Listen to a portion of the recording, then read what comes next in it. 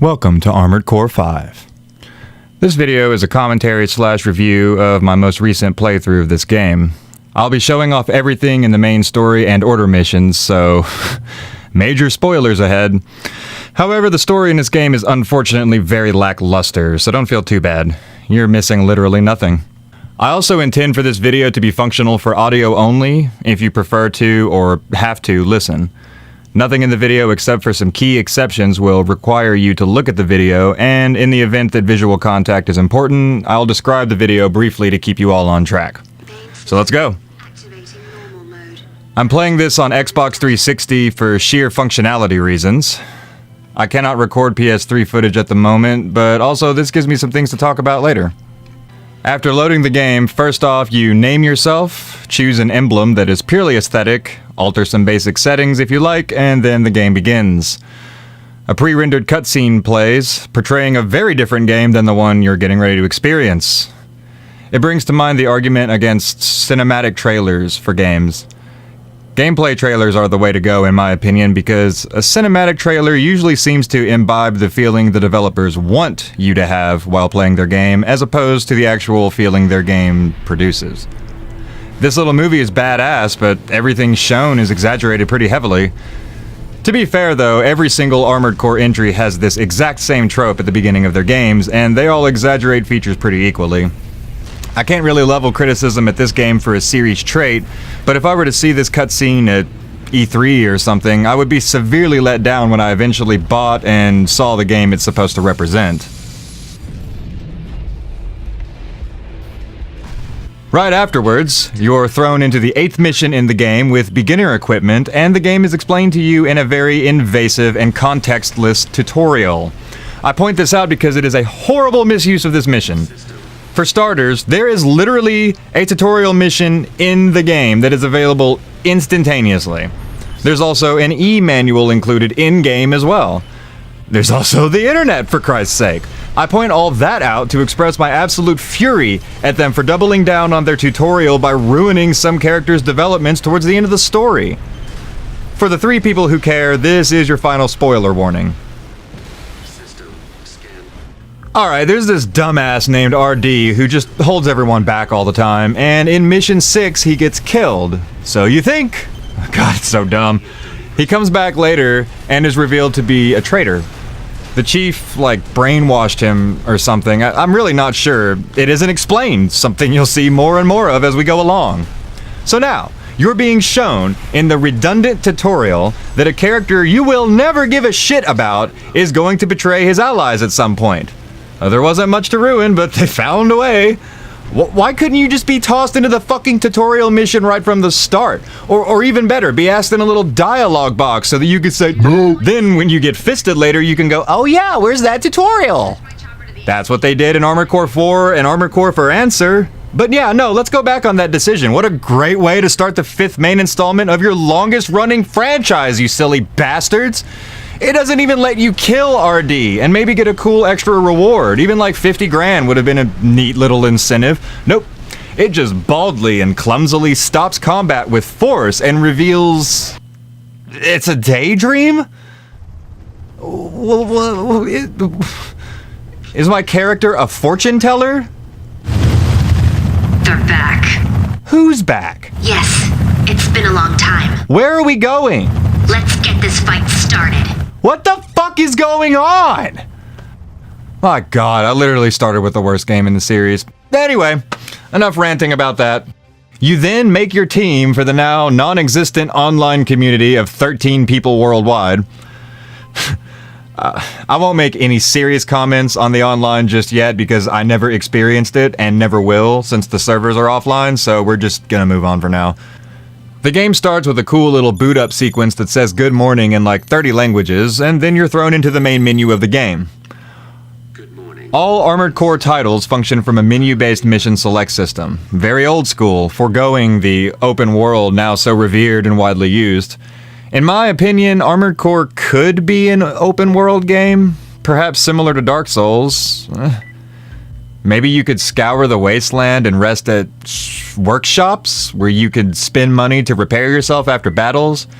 I could even see implementing the summon system, but having your ally fly in and be dropped off at your workshop in the world and share in the overall pay of a boss or something. Therefore, you could hire someone to make it easier on yourself, but only make half the money. Or just get good, go in and do it yourself, and hopefully go home with all the money if you're skilled enough to pull it off. You could have all the same systems in place, tell a cool story about surviving in this harsh world, and also have something the games have never had, a more personal story instead of the corporate power struggle we always seem to get. Cool idea, nice to dream. But what we have isn't necessarily inferior, it's just an older way of doing things.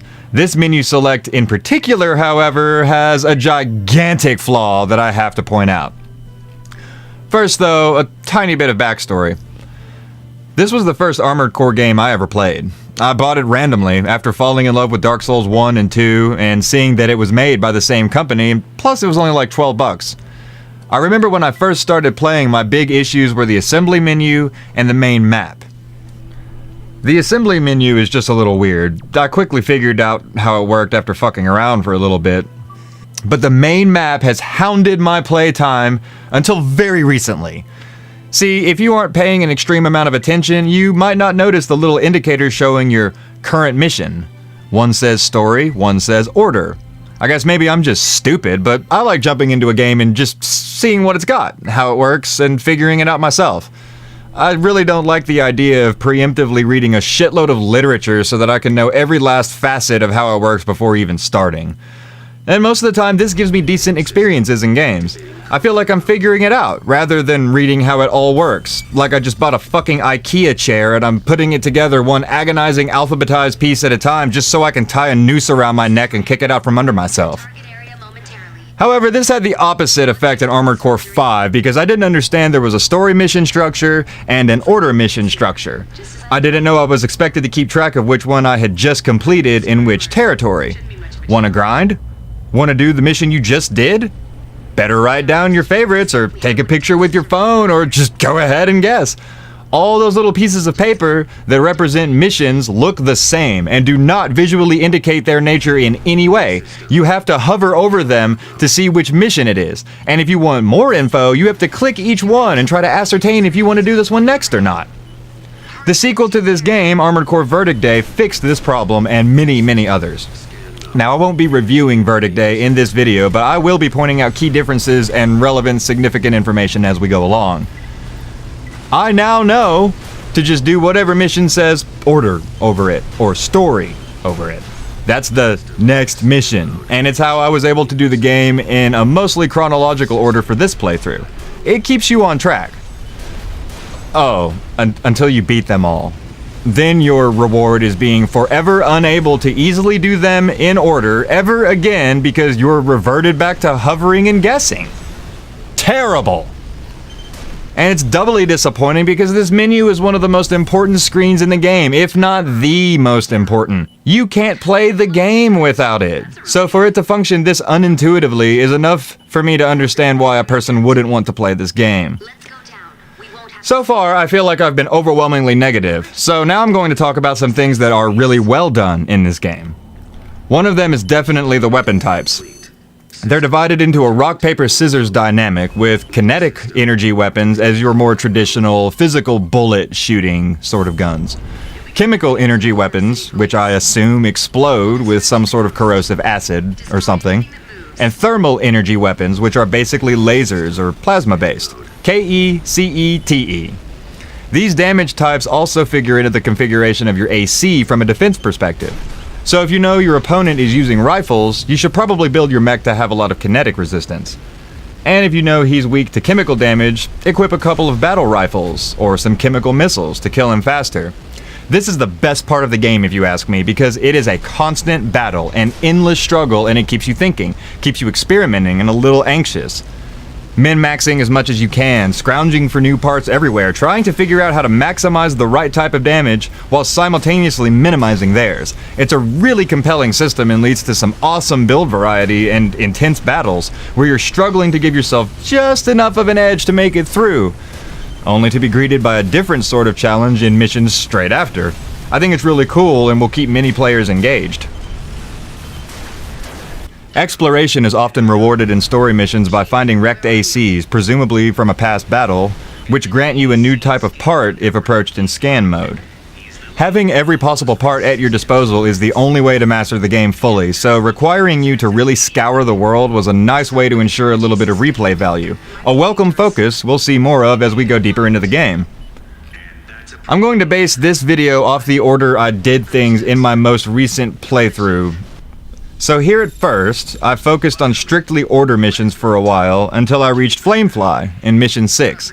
Flamefly is weak to chemical damage, and is a wonderful foe to grind on early in the game. I ended up killing him a few times just to get some extra team points and cash. The ability to grind is a point I'm conflicted with. If I'm being honest, most players will probably need to grind to beat this game. It is hard as shit by the end, as you'll see in this very video. But also, it's the first one in the series that lets you just do this from the get-go in such a blatant fashion.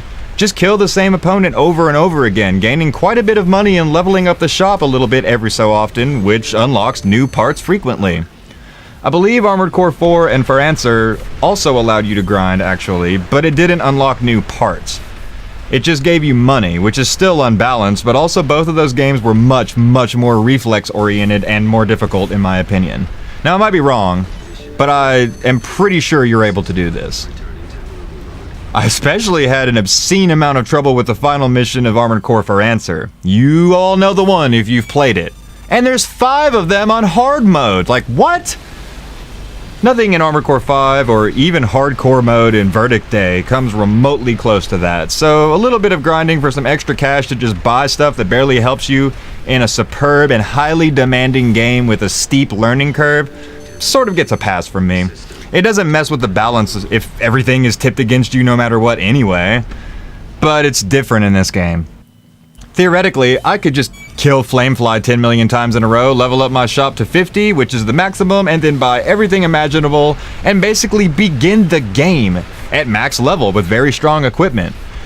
The only obstacle between you and this strategy is your patience, time, and saving up money in the game. I find this to be absolutely absurd, and thinking back on how the PlayStation 1 and PlayStation 2 titles worked especially, this is a very questionable addition to the series in my opinion, because you shouldn't have to grind to beat an Armored Core game. That's kind of the whole point, I think, right? You have to get good. You redo the mission until you nail it. You become an expert and practice and save your pennies till you get the parts you need. You make do and figure out how to make it past the obstacles. Like I said a minute ago, even in 4 and For Answer, the grinding just lubed you up. It didn't stop you from getting fucked, it just made it hurt less. The ability to make $20 million if you're patient on a 6th mission of this game spits in the face of that idea. And again, I can understand why this would turn someone off, especially if they were intent on beating a game that viciously tried to beat them back, and especially if you're a veteran of the series. Verdict Day also has grinding, but they introduced a hardcore mode that is actually my favorite part of the entire series, by the way.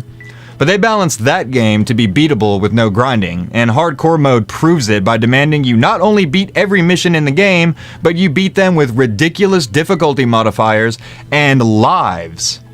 Again, I don't want to get too deep into Verdict Day, but that system is so much better than what 5 gave us. Armored Core 5 is so much more unreasonable and difficult than Verdict Day. Something I really never thought that I would say, and I would guess it's because they knew they didn't have to balance with this incredibly free-form structure. Hell, they didn't even figure they needed to tell you what mission you just did, or really which one you're on. But in any event, I exploit this stupid system and buy a couple of battle rifles, a missile interceptor, and some new legs to make things a little bit easier for me. You'll notice each time I beat a mission, the little bar for my team level increases. This is what I mentioned earlier, the level that dictates what items appear in the shop for sale. The only way to get new stuff is to play the game and increase this statistic, and it goes back to the grinding discussion at that point. Finding an order mission you can easily dominate is a very effective strategy here. Another game-wide criticism from me is that the order missions are way too repetitive, and similar, and too numerous. It's always a group of the low-level, simple robots, sometimes with big helicopters or random AC, arranged in technically unique ways in the area, and you gotta kill them. They function, they're not broken, they're just boring and don't really add anything to the narrative, the gameplay, or anything but the total time for completion of the game. There is a story that sort of tries to emerge towards the last 20 or 30 order missions, but we'll get there. The reason I have an issue with this content is because there is so much of it. The story missions are very demanding. 3 of them lasted 30 minutes for me, so it's really nothing to sneeze at. However, there are only 10 story missions. There are 83 order missions, and there are only 3 types of order missions.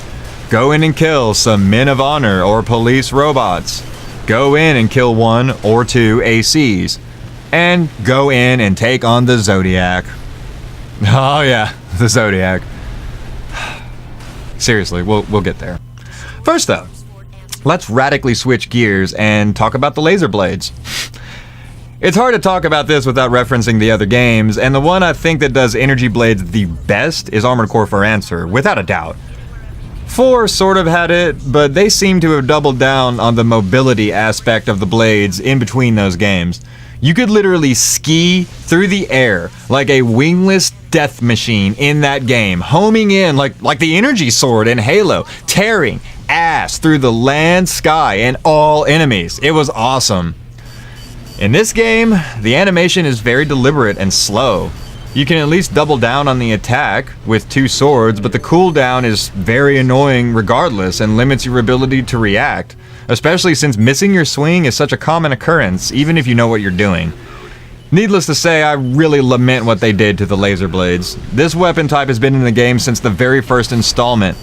Hell, it's a basic weapon afforded to virtually every starter AC in every game. That sounds definitive, and I'm open to the possibility that I'm wrong. But to do this to an OG weapon is really irritating to me. In the footage that's been playing, I demonstrate how effective the laser blades can be, however. This dude is weak against thermal energy, so I just equipped 2 swords and timed it just right, and I one-shotted him. This is what I mean when I say you can do a mission over and over and really perfect it, whereas the older games gave you one try to do the best you could, and if you didn't like the result, better reload your save. Or accept it and progress, wondering if you could have done better. It robs Armored Core 5 of that feeling of finality when you know you just can't do any better and you have to save and move on and try the next mission. Armored Core 5 really removed the punishment for failure, which is a shocking statement to make considering Dark Souls universally reminded everyone of why punishment is important just 1 year prior to this game's release. Maybe it was too soon afterward, maybe FromSoft's mindset didn't change till after this project was finished, or maybe they were scared and wanted to attract a new audience, so they changed it up to be more accessible to newcomers. I want to believe that because something clearly was on their mind while making this game. It's such a massive departure from what came before it, especially 4 and For Answer, with their fast, reflex-heavy combat and that absolutely fucked up hard mode ending in For Answer. The difficulty in Armored Core 5 instead is derived from the circumstances of the mission itself, nothing else. You get to grind and approach the turmoil fully stocked with information about every weakness of every enemy you're going to face. You get to sortie again if you die on a story mission and restart from a checkpoint. You don't even have to reload when you fail a mission. You can just choose it again from the menu and try it until you beat it, as long as you remember which one it is, of course. In the first game, you could get blown up completely and then pay for the entire value of your mech and replace it, and then move along with the game anyway. You could just eat a loss if you wanted because that game respected your intelligence. If you die in the mission and the game goes forward, it's up to you to say, maybe I shouldn't go on. Maybe I should reload. This is a bit archaic. Nobody likes to wait for a file to load and then do the mission again, but that's part of the punishment for failure. And because of that, there are stakes, even if it's just you don't want to reload again. You just want to go on and not be impeded. It's more likely to put you on edge, to make you feel like you need to get good and beat this bastard because the game isn't going to let you slide if you're falling short. That feeling sometimes happened for me while playing Armored Core 5, but usually only on the super hard order missions because you have to beat it then and there, all in one go. On a story mission, I didn't really care if I died because I knew I would just start at the last checkpoint. I didn't need the money, I didn't need to level up my team rank, I just needed to get through it and try to piece together what's happening in this world. That's why I hate and enjoy the Order missions. They're repetitive, but once you beat the story missions, they're the only real challenge, which is why I think they're optional. Fighting the Zodiac was the most horrible experience I had in the game, but also extremely satisfying when I eventually killed the shit out of them. I declared them unbalanced in the heat of the moment, but beating them was definitely rewarding feeling. Speaking of rewarding, nothing is quite as rewarding to me as killing enemies in one hit, especially ACs. Here, I'm just annihilating Flamefly in a very embarrassingly easy way by just zooming up to his face, injecting an exploding shell into his heart, and looking him dead in the eyes as an inferno of death takes hold of him. This is one of my favorite weapons, the Pile Driver. Since they provided you a laser blade for thermal energy damage, I do think this weapon's inclusion is awesome, as it gives the player a chemical energy melee weapon. I remember discovering it one day and just loving going back through the game and murdering the absolute shit out of so many ACs that had been kicking my ass. The most powerful pile driver in the game does over 50,000 damage, so if you can have two, you can one-shot every enemy in the game if you can land the hit. Maybe with the exception of Exusia, I'm not sure. There's also the Murakumo, which is a kinetic energy blade. It's also almost assuredly a nod to the first Armored Core, which had several corporations vying for control of the planet, one of which was Murakumo Millennium. It could also be a nod to the weapon in Dark Souls 1, but I always considered its inclusion in that game to also be a nod to the first Armored Core, so who knows. It's also nearly impossible for me to use in comparison to the other weapons I just mentioned, so I don't really use it much, but I like its inclusion. And last but certainly not least, since we're talking about melee weaponry, who could forget the kick? It's in this video numerous times. I kick the living dog shit out of as many enemies as I possibly can. It makes the most ridiculous cartoon sound. It ignores their armor, and it is of course a stat on your leg piece that you can consciously build your AC around like everything else. Oh, and it does a comically tremendous amount of damage. Only thing that sucks is that it's really hard to land the hit, but I feel like that balance is warranted considering how OP it kind of is.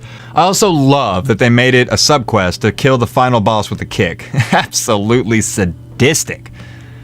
Speaking of stats, one of the key complaints I've read about this game series is the sheer number of statistics tied to all of your equipment.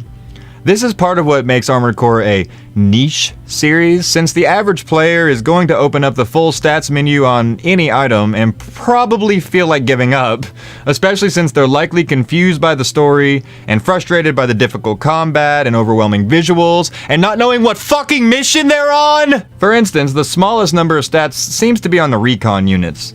The largest by far are the legs, but weapons are right behind them in this regard. Even providing you with explanations of every stat, it's hard to absorb them and apply them in the game without some experimentation. For instance, the difference between a high power and high acceleration booster is not immediately noticeable to a new player, but to a veteran, it's just another detail to keep in mind while prepping for the mission, and an important one at that. Rifles that do more damage or have higher range tend to shoot more slowly. Chemical energy weapons have very little damage decay over distance, but the rounds travel more slowly. Energy weapons are powerful, but require careful management of your generator and usually dissipate after a fairly short range. There is always a trade-off when equipping new parts, with very few exceptions. Sure, every now and then you'll pick up something that's a strict upgrade from a previous part, but most often, the thing you just got will be good in much different ways than what you already had.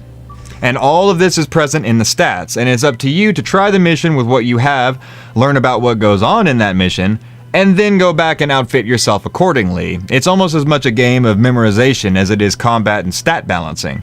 The only negative that really comes to mind is that this setup necessitates trial and error. You have to go into the mission to learn anything meaningful about it, then leave, equip what you need to excel, and try again, giving you 4 load screens minimum. I say this, but also the entire series is guilty of this, so if you hate it in this game, you're likely going to hate it in all the games, and Armored Core just might not be for you. In fact, in that context, maybe Armored Core 5 is better, because at least you don't have to load an old save to retry. You can just quit the mission, rebuild your mech, and jump right back in, with all the cons I detailed earlier, that is. So at this point, after I completed Order Mission 18, I jumped into Story Mission 00. But I'm going to save most of the story for its own section at the end of this video. We're going to keep rolling through Order missions for now, but I'll be sure to share some important story pacing information as I go through it all. After killing another pilot, I always try to rush over to their mech and jump on it before the mission ends. I do this because, for some reason, it does whatever little bit of damage is necessary to make the whole thing explode. And it really makes it feel like I'm finishing them off for good, sort of like a double tap. I'm not sure why they put this into the game. Maybe it really was just a final fuck you to your opponent. Maybe they wanted you to be able to really overkill them if they gave you a lot of trouble. I'm not sure, of course, but ultimately I love it, and I'm glad it survived into Verdict Day. Actually, come to think of it, Armored Core Verdict Day even improved that feature, but I'll elaborate more in my review of that game. For all the things this game does wrong, I'm going to praise it for its appearance, mostly. The futuristic aesthetic is very cool, and the integrated heads-up display allows for some serious immersion. However, I do think they use way too many graphical filters on everything. When it's raining, there are little raindrops on the screen, as though the camera is a physical item in the world that's interacting with the rain. That's neat, but I can't fucking see what I'm doing in this very challenging game because of it, so I find it a frustrating inclusion. Sparks fly, and the screen glitches whenever you're taking damage, and I mean intentionally glitches, like it's a feature put in the game by the developers. I said at the beginning that you don't have to look at this video to understand it, but if you do, you'll see it from beginning to end. Lens flares, overexposure from explosions and gunfire, plus all the numbers and stats that appear as you play are very small and often blend in with the background and other numbers, making it hard to reliably see the information you need to perform well in the game. Another small critique I'll bring up is that the auto-aim function can be very controlling and intrusive. Most of the time it's appreciated, but in certain situations, like the abandoned mine facility especially, I would love to be able to break away and shoot the explosive containers, but if the enemy is nearby, you will always auto-aim at them. And of course, they have to be close for that explosion to matter anyway, so it's exceedingly frustrating when it just didn't have to be. I'd love it if maybe a double tap of jump could have replaced the button for high boost, and instead L3 could have been a switch for auto-aim functionality. You could have turned it on or off as needed, indicated by a big red word somewhere on the heads-up display, maybe the top of the inner circle that reads auto-aim, so you can always tell if it's on or not. With a system like this, I could turn it off, blow up those fucking barrels, and then turn it back on to murk the AC, but no. Oh well. It's easy for me to make suggestions, sitting here a million miles away with no experience on how difficult making even a mediocre game like this truly probably is. The root function is very helpful, but lingers too long after switching to combat mode, clogging up the screen while you're trying to fight. This is especially problematic when you consider the glitch effect, weather, and lighting effects fighting it for priority. It's honestly very distracting, and the game would have been better off with exactly none of those aesthetic filters. Scan mode is a very cool idea, one of the strongest and most intriguing systems in the game in my opinion. Of course, it's nothing new to have an energy gauge with a long reload penalty if you use it all up. That's Armored Core through and through. But now, if you need to go on the defensive, it's a good idea to switch to scan mode so you can dodge and regain energy more quickly. However, to balance this, you can't attack in scan mode, with the exception of the high-risk kick attack, which is awesome. So as you fight, you'll rush around, jumping, weaving, and once you expend all of your juice, you can switch modes, back off, let the levels climb back near 100%, and then step back into the ring.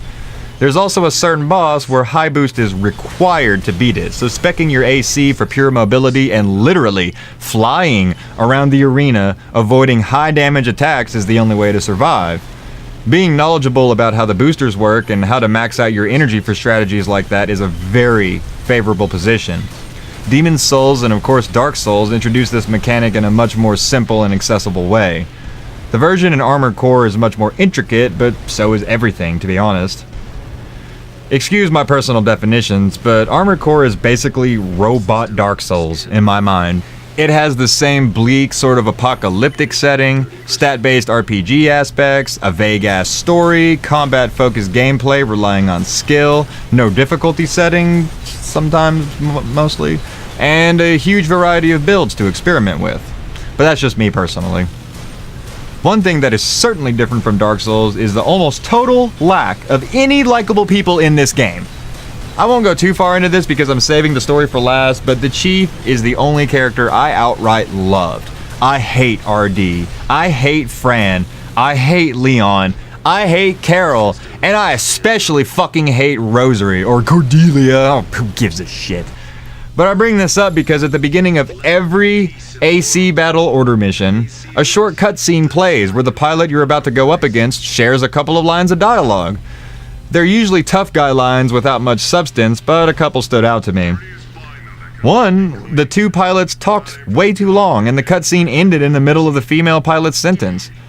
The other was one of the wise men who just grunted and said, "Kill," like a brainless troll.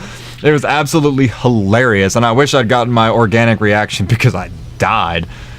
To be bored to tears and confused the whole story, and then get one guy who goes, "Kill," was just beyond my ability to withstand. Speaking of dying, Olympia 1 completely decimated me a couple times here. Those tank legs are really ridiculous, and one of the only parts of the game that made me really question the developers. I get that they're supposed to be slow, so you can get behind them and exploit that weakness, but sometimes you just really fucking can't. It doesn't help that they're able to wield ready position weapons like regular ones, so you could get torn to shreds by someone with at least decent mobility, all while just trying to get behind them and land one hit. The only thing I can say to defend them is that at least you could buy yourself a set of tank legs and do the exact same thing right back, even if it may be annoying to change your build so drastically. But Armored Core is, as a series, all about adaptation and perseverance. Never give up. Figure it out. Keep trying new things. So I don't think it's too much to ask of the player. But I do think the tank legs are just a little overpowered. Once I got tired of Olympia raping me, I dropped into Story Mission 01. Since we've been talking about order missions so long, I guess I should mention the ranking, subquest, and payment system at the end of every mission. Your rank is determined entirely by your payout amount.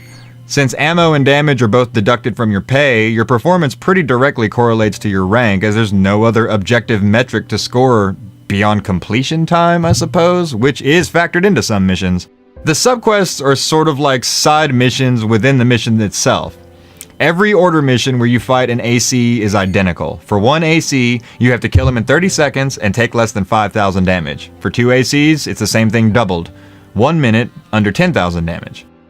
The order missions where you fight lame-ass robots and shit are usually connected with time and damage as well. The story missions are where the subquests get interesting, however. There are usually several subquests demanding you destroy 20 helicopters, 10 gun batteries, 10 defense ACs, 5 high mobility units, whatever. Usually large helicopters will have a 30-second timer connected to a speed destruction subquest. There are also wrecked ACs that gift you new parts, only hidden in story missions and surprisingly difficult to find. Other more unique and interesting subquests include Don't Alert Any Surveillance Units, or Use Workshop Sites no more than once, or Charge Master, where you usually have to destroy 10 enemies with charge attacks.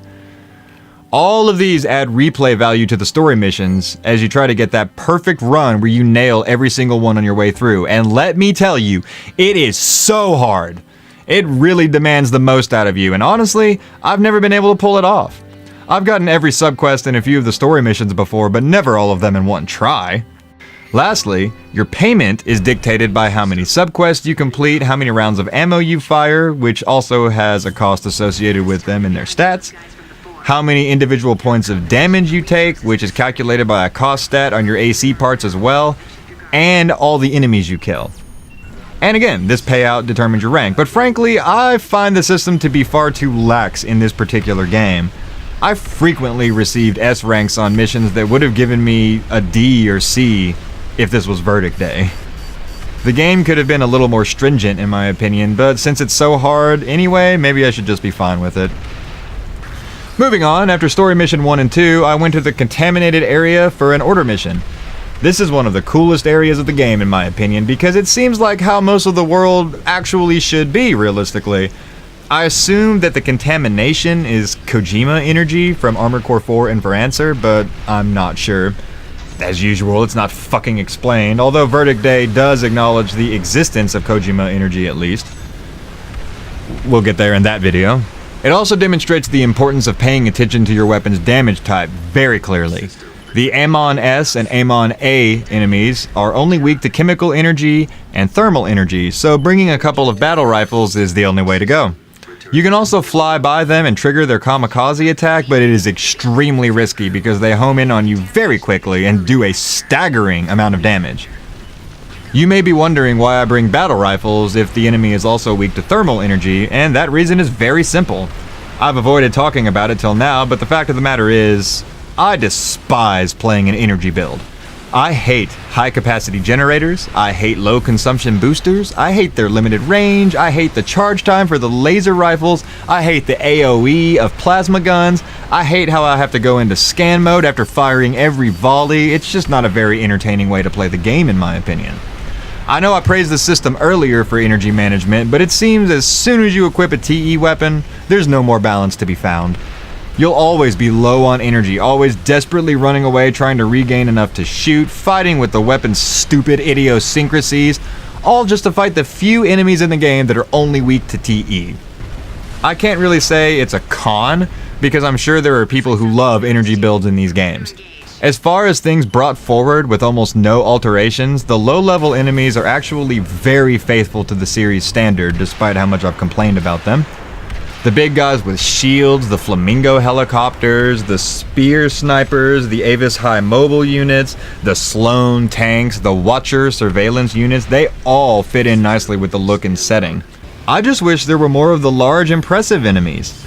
You fight an armored train numerous times, once underground, once in the city, then two small ones later in the city if you want. But beyond avoiding a shitload of ordnance and trying to chase down something that can travel way faster than you, only to catch up to it and glitch it to death, there isn't much I can say about it. Sure, it's cool. It's a welcome change of pace when you first see it, and even the second time. Hell, I liked it the third time too, but the truth is that it's the same exact battle every time, just with tiny little alterations. And the fact that you can basically cheat by floating into the thing and just literally kicking it to death while free from almost all danger is fucking despicable and indefensible. There's the Quadruped Fortress, which is weak fucking sauce as a quote-unquote climactic boss battle that is reused as well, by the way. It tries to shoot you. As it charges, blast it with a kinetic weapon. Dodge out of the way right before it fires. Wait for it to open up. Then Fran and Rosary goosh with feminine wow as you copy and paste this technique to 2 more legs and it finally dies. It doesn't even have the decency to explode gloriously or fall to the ground. Nope, it just stands there and sort of turns off. What a boss. I can't believe it. Is that the best you can do? Then there's fucking Exusia, who is not only my favorite boss in this game, not only my favorite boss in the series, but one of my top 5 favorite bosses in all of gaming. As much as I complained about it in terms of balance, the sheer accessibility of the battle is a big plus. He's just right there in the first territory after you beat mission 6, maybe even earlier. And I can't say how much I love fighting him and trying to beat him faster and faster each time. We haven't gotten there yet, so I won't spoil everything, but you'll learn everything there is about Exusia here in a little bit. You may be wondering why I didn't list any ACs as boss enemies, and that's because I don't think they fit the bill in any meaningful way. I could see this argument for, say, the Zodiac battles. Yeah, those ACs were fucking bosses. I could agree with that. But what, the 3 wise men? Captain Grasshopper Dick? Shrek and Donkey? Give me a fucking break. Verdict Day does this way better. I'm sort of getting tired of saying that, actually. It has 3 proper boss fights over the course of 10 missions, which is still disappointingly low, but it's better than 2. And yes, I combined the train and the quadruped into one boss because Exusia should be the model going forward, not the dumbass spider tower with laser knees. Good God, man! Exusia isn't even perfect though, unfortunately, and its affliction is shared by every single AC battle in the game. The stage boundaries.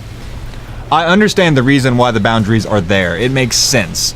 They're in all the Armored Core games.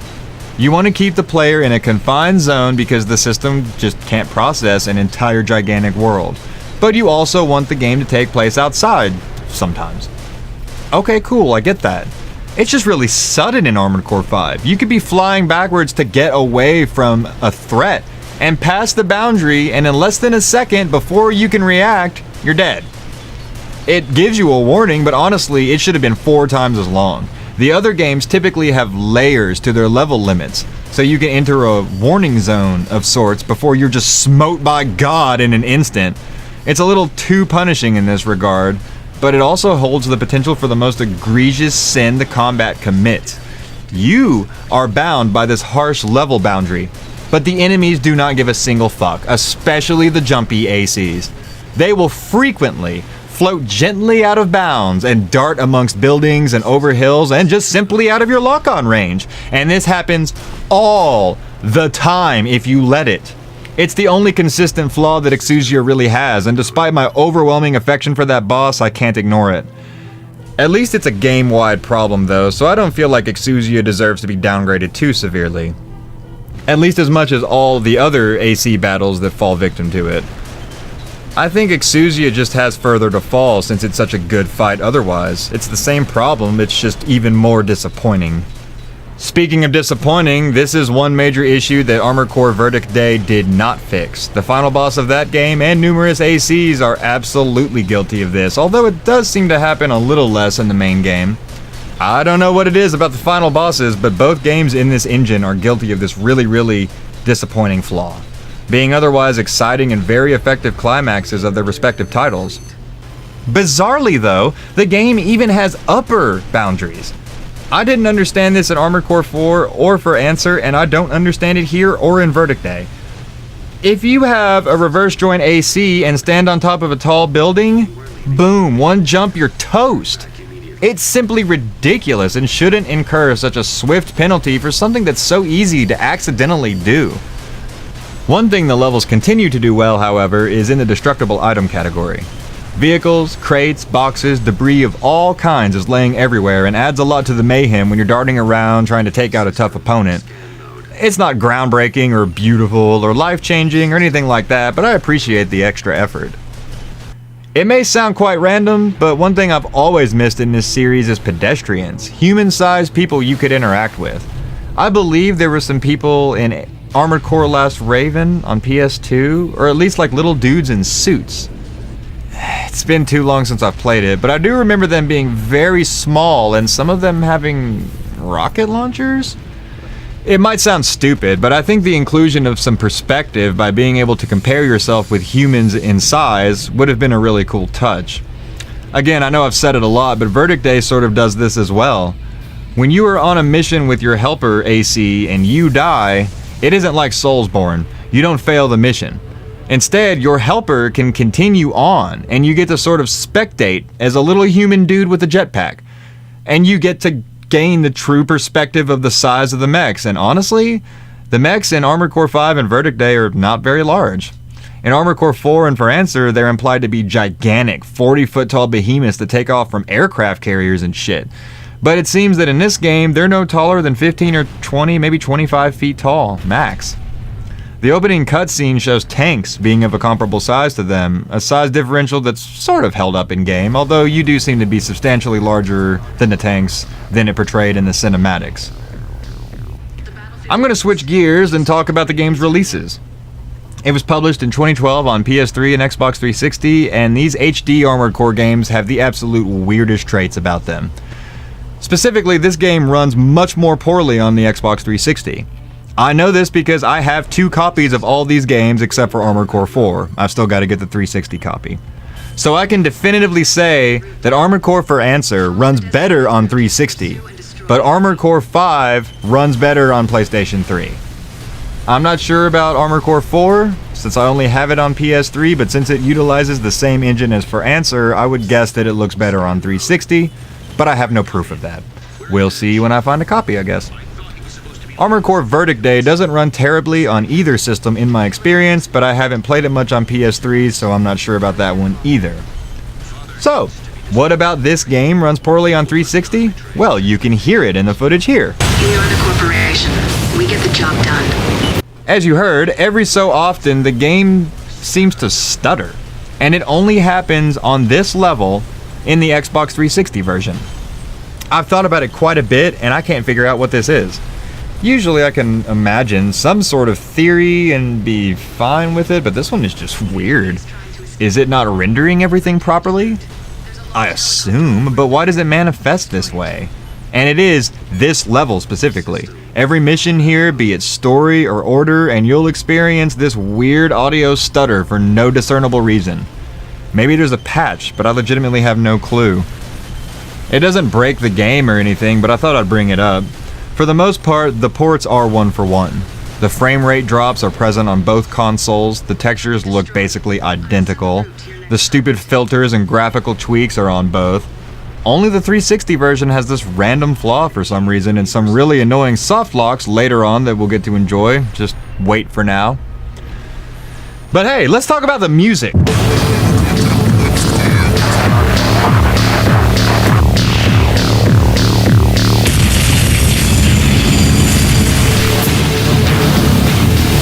I'm going to start by saying this is a very subjective topic. Music doesn't have any place in objective fact. And the things I'm about to say may resonate with you or may be the complete polar opposite of how you feel. And I can't get around that.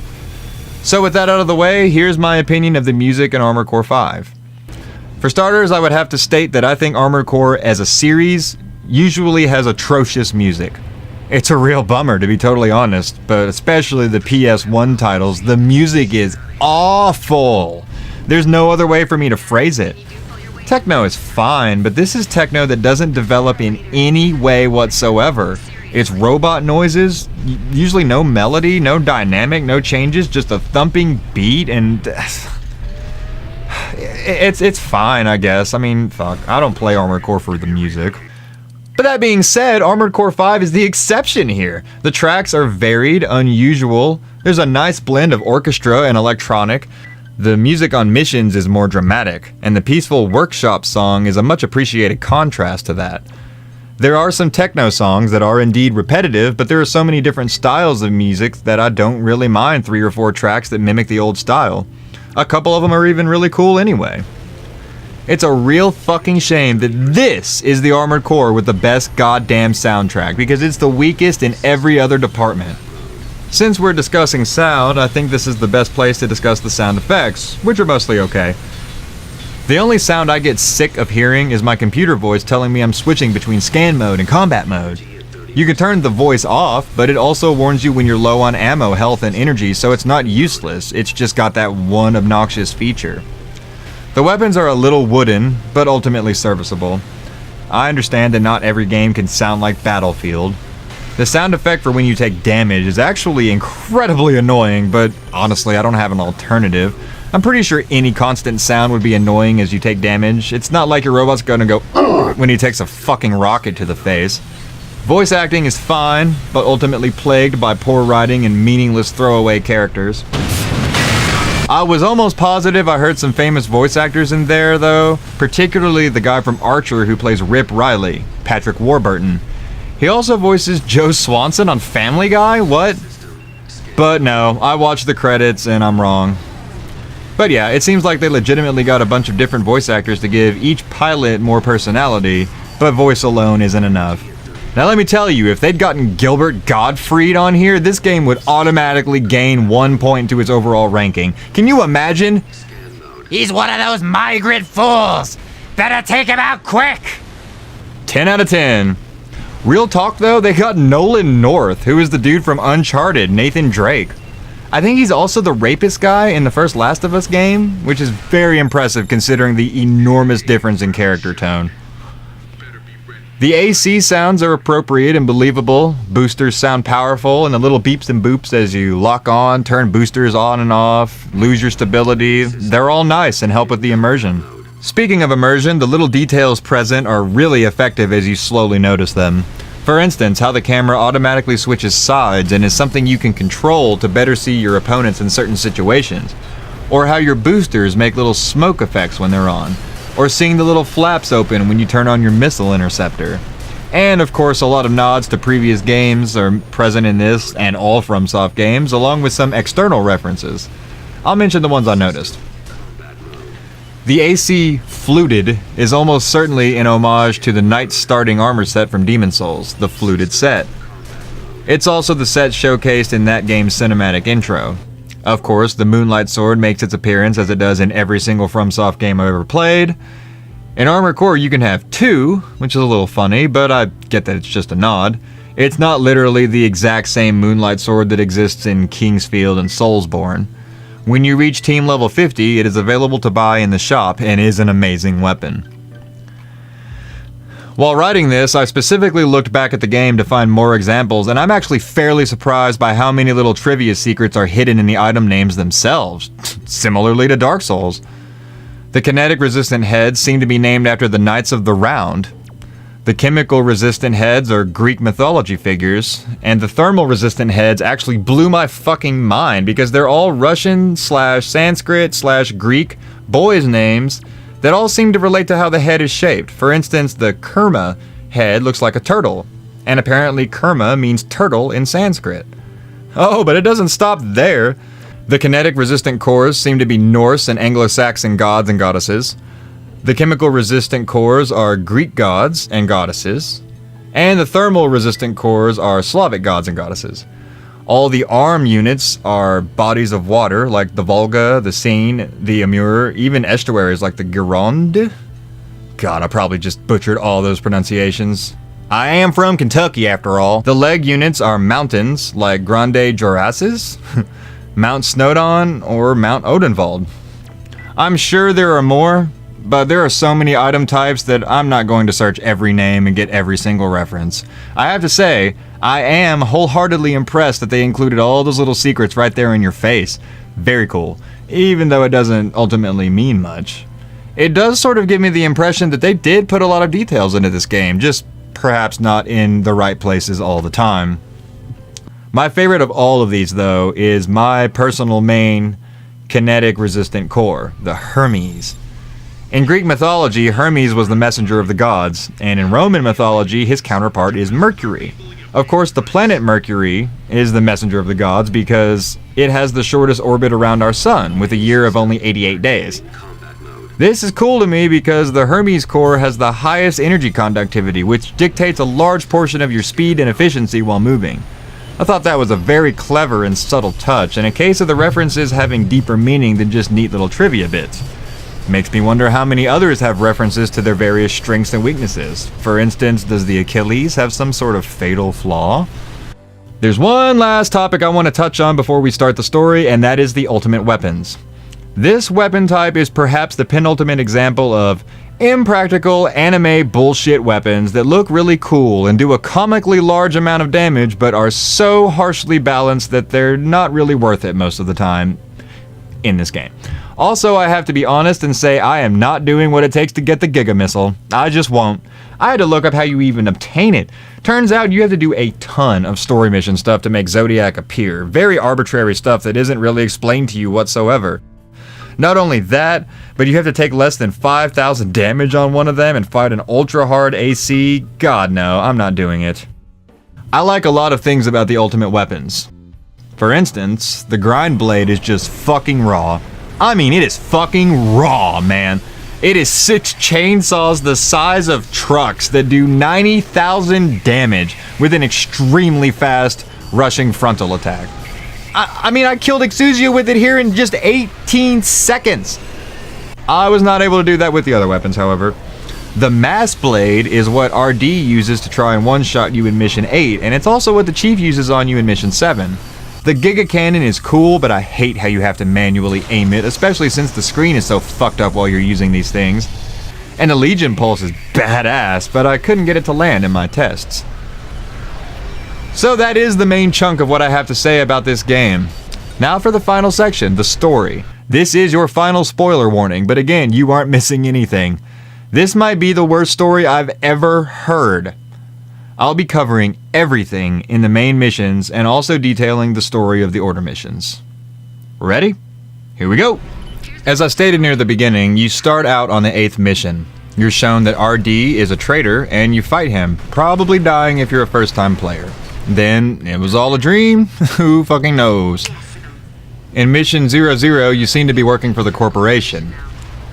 They're the bad guys, represented by Carol Dory, the most milquetoast corporate concubine I've ever met in a game, and the Chief, who is likely an artificial intelligence, since he is killed and comes back more than once. I'm gonna pause for just a moment and inform you all that the Chief is the only character worth a fuck in this game. He is absolutely nuts and uninterested in anything except murder, I think. He seems to just be a psychopath, but if he were an AI, that would make even more sense. He's just some unhinged program running amok through the matrix that controls the ACs, I guess. Anyway, the city is in dire straits. Father, the main antagonist for most of the game, is an asshole who has turned the city into a war zone.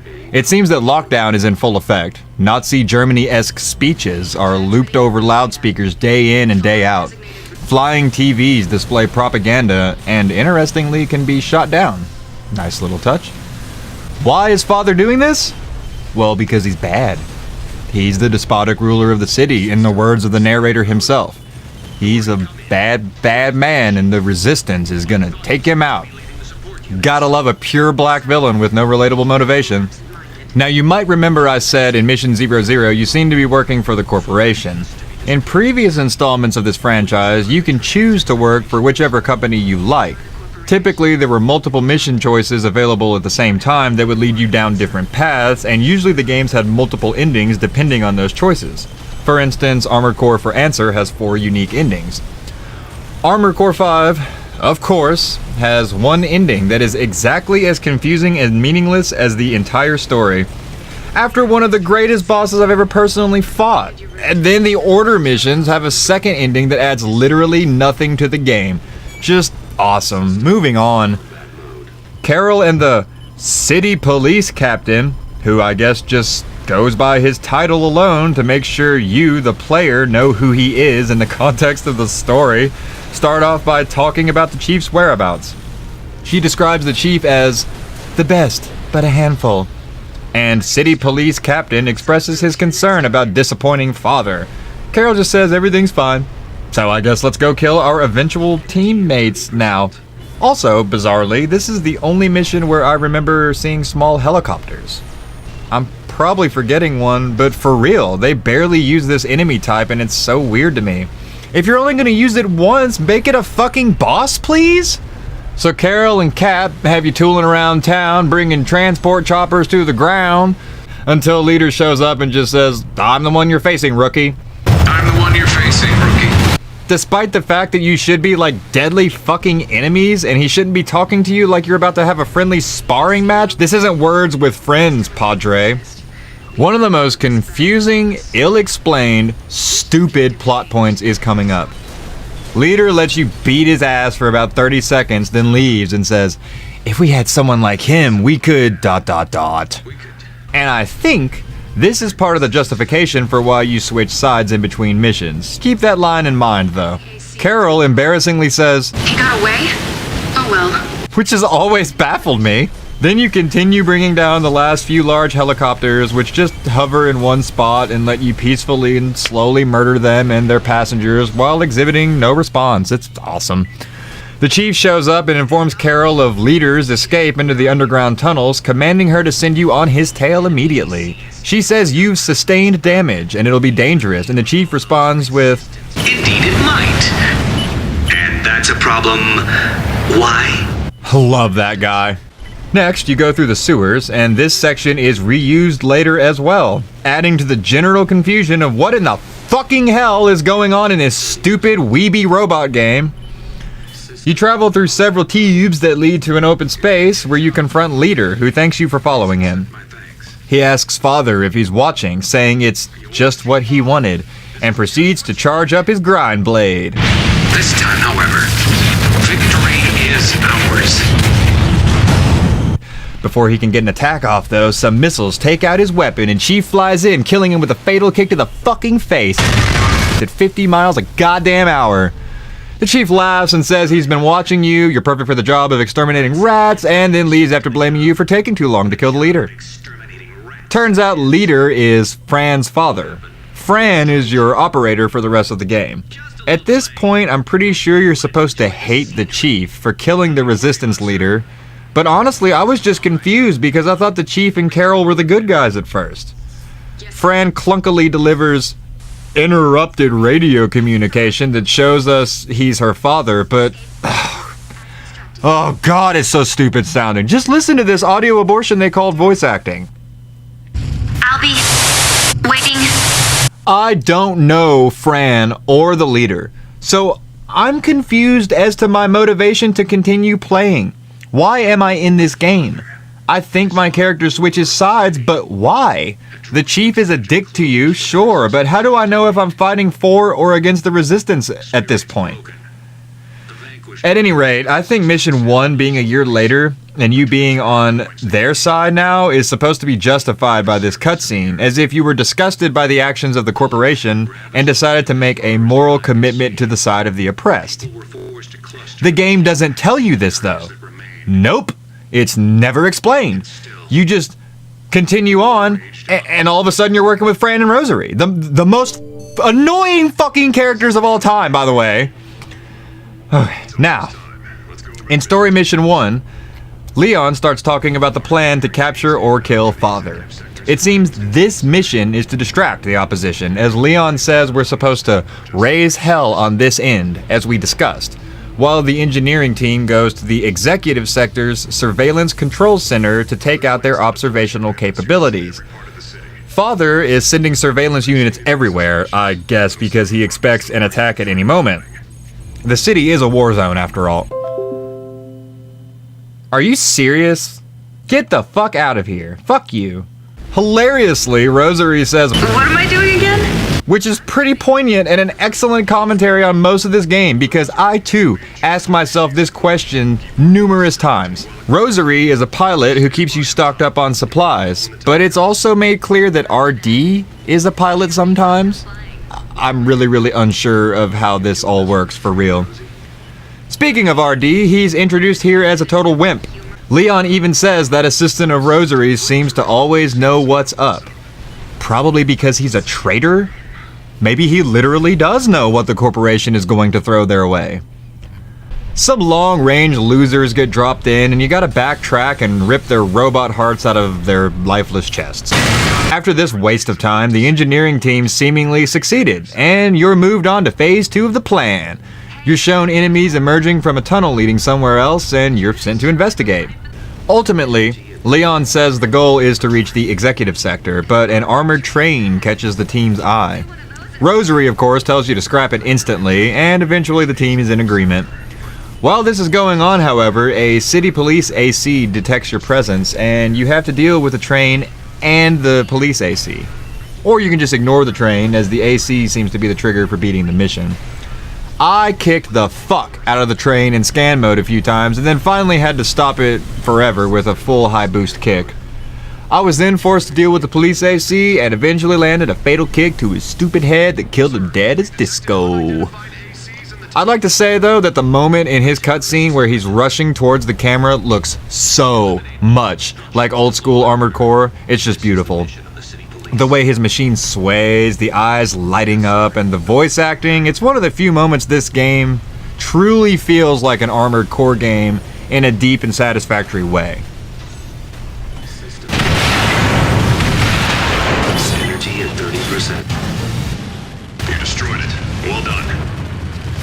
Keep heading toward the executive. A year elapsed as the resistance lay poised in silence. After you kill him and start the next mission, you are told that another year has fucking elapsed? Wait, what the? Wait.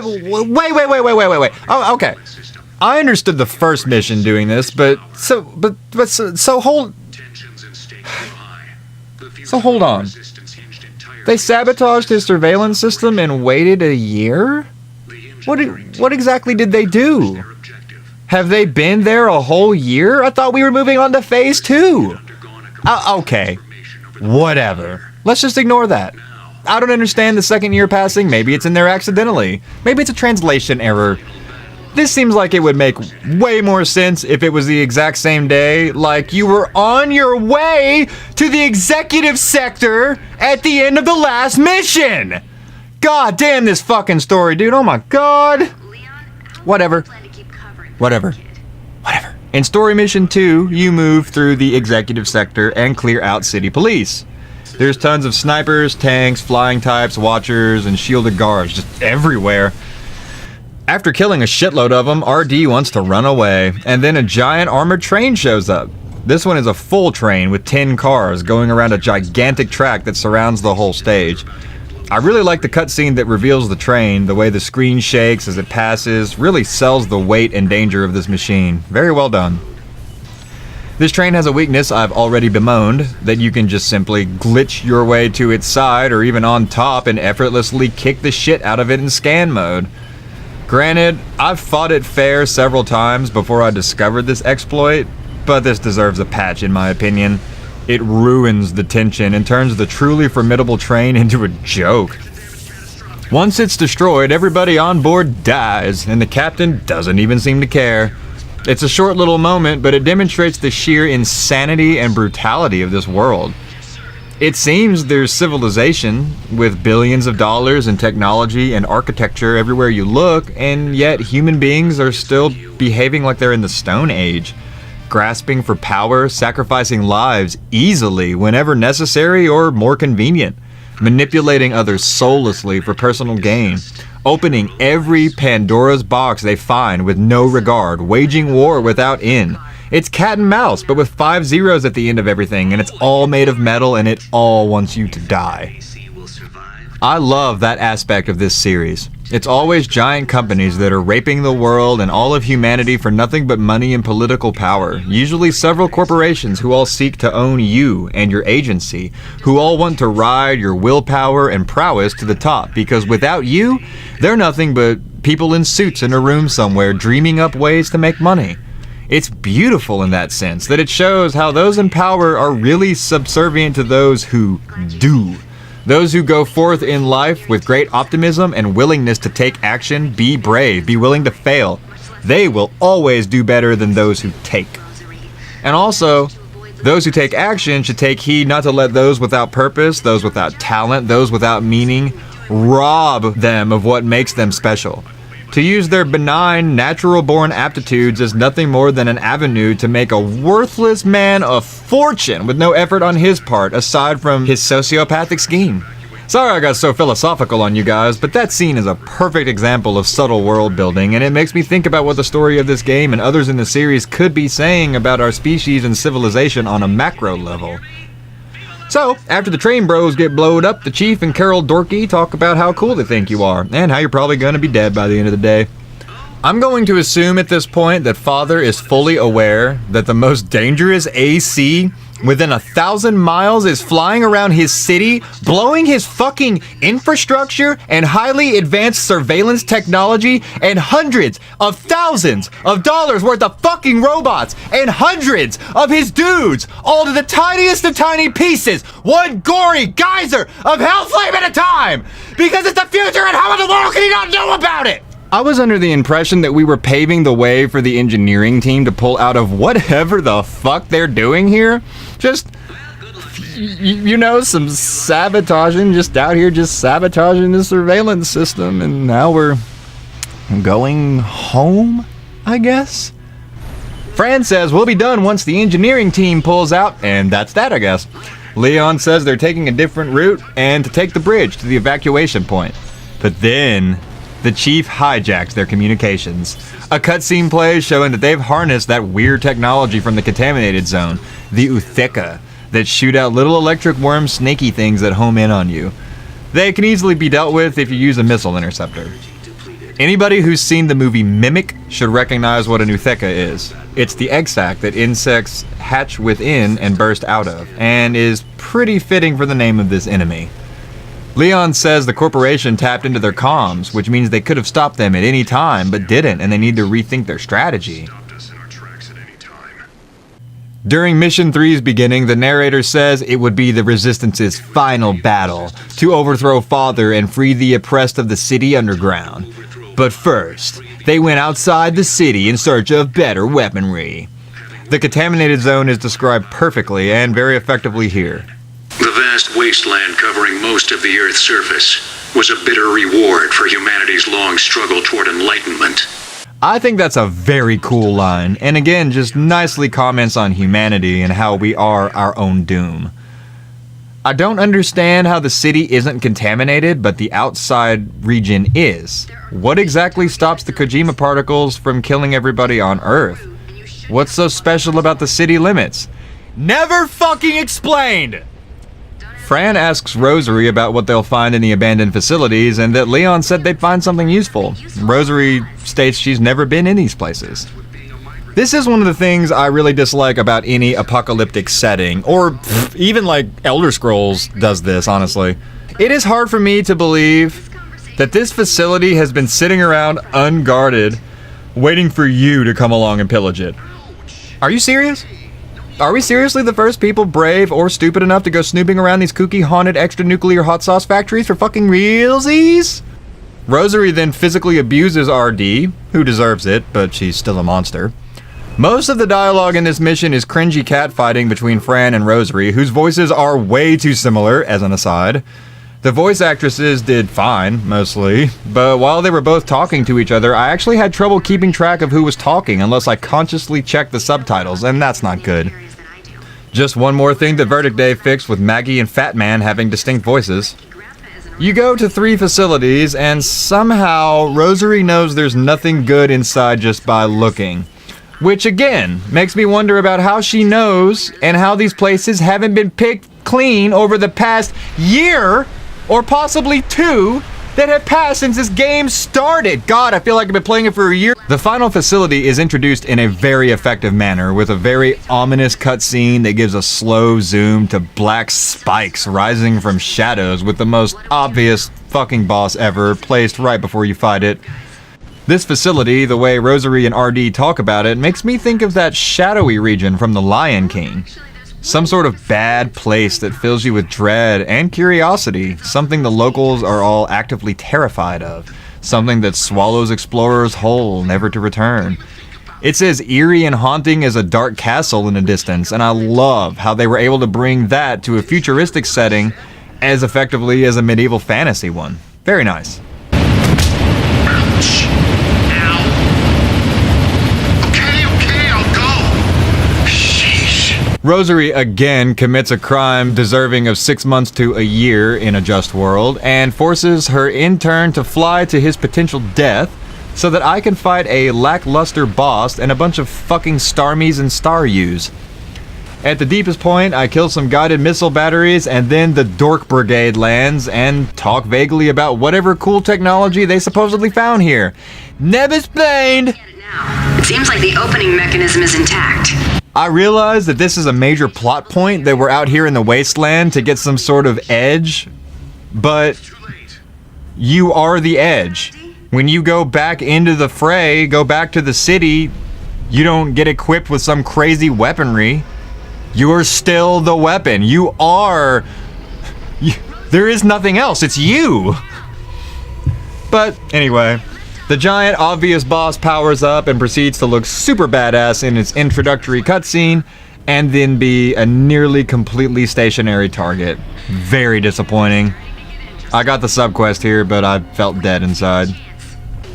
Rosary says, You did it. I don't know how, but you did it. I did it by following your exact instructions. You told me how, numbnuts, step by fucking step. Then acted like I figured it out. Fuck you, Rosie, you bird brain. Rosary then proceeds to dominate RD emotionally, probably leading to his eventual double cross and Leon's death, so I guess she gets her comeuppance. Don't hit people who don't do what you want, guys and gals. They'll switch sides and try to murder the pilot you're currently bumming off of in exchange for helicopter rides to scenes of mass murder and vehicular carnage. Jesus. Mission 4 begins with more redundant information from our narrator, who's probably getting high in between missions and just trying to add gusto, but sometimes accidentally repeats things and unintentionally adds years to the timeline, goddammit! RD is driving a truck, presumably, asking you, the mute, mass-murdering, mech-driving motherfucker, if you think the Resistance can possibly win. Then the truck explodes right before RD was about to confess that he secretly wants to be on Top Chef because being berated is his secret kink, and that's why he let Rosary kick and punch him, because he loves being dominated, and who will dominate you more than Gordon Ramsay? I'm so sorry. This story is literally deleting brain cells the longer I spend with it, but I'm okay. Let's just continue. So RD just got blown up. He's dead! So I guess that scene at the beginning was just my character daydreaming, huh? Weird. Well, fuck him. He was a giant pussy anyway. Strangely, nobody panics that RD is dead, so I'm going to assume that he was remotely driving the truck, actually. I don't know. And, well, you should know by now. Never split! Also, despite how hard we keep trying to sneak around, Father knows we're here and sends the city police to wait at the tunnel exit and kill us. Except he sends a bunch of fucking amateurs instead of, oh, I don't know, 10 or 15 ACs, and thus we were able to proceed. I like this part of the mission because several lightning strikes occur, which damage parts of the level, like towers and stuff. Nothing life-changing, again, but a nice little detail I didn't expect to see in this game. Okay, so here's another dumbass thing I don't understand. City police captain, who again doesn't have a name, gets pissed at the corporation for some reason and goes rogue. He says he never really expected the win, but he'd hoped they would take a few more with them, and he's going to obliterate anyone in his way, be it resistance or corporation. This is fucking weird because he's clearly working for Father. All the city police are, and so is the corporation. But I feel like the corporation really is only using Father to, I don't know, find the ultimate AC pilot? Like, that seems to be their goal. They follow you around the whole fucking game talking about how good of a pilot you are. I guess the captain senses their apathy to his true leader and picks a side, but before we see how this pans out, I actually ended up dying for the first time on a story mission here. So let's talk about that for a second. When I died, I lost all the money I had accrued up to that point. But it seems that my subquest progress is saved, and of course I get to start at the last save point. This is very different for previous entries, and I would have preferred that they simply balance it to where this system isn't needed, but I guess it's fine. The story missions are very long sometimes, so being able to do this cuts down on wasted time and therefore frustration, but being handheld so much in a series that typically doesn't give a shit about you is sort of a letdown. And it definitely cuts into the satisfaction of beating the mission. It feels like you save scummed your way through. But let's go on anyway. You fight the captain, and at a certain point, a cutscene triggers that shows the chief revealing the wolf beneath the sheepskin. He charges and fires a giga cannon at the captain, deleting his existence to the atomic level as every follicle of his existence is roasted away by a ball of raging plasma as hot as the surface of the sun, traveling a full mile over the ocean at the speed of sound and colliding with and melting through his armored core in less than a second. God, I love that fucking cutscene. And the chief's response is legendary. That was the captain of the city police. You don't say. Well, whatever. That's the scene that made me fall in love with his character. I, of course, died here again, and this is one of those sequences like the Dragon God in Demon Souls, or even sort of like the Ancient Wyvern, maybe, in Dark Souls 3, where an extremely powerful enemy that can one-shot you is the boss, and the mental game is one where you need to dodge, be cautious, and move in close until you can land your own single killing blow.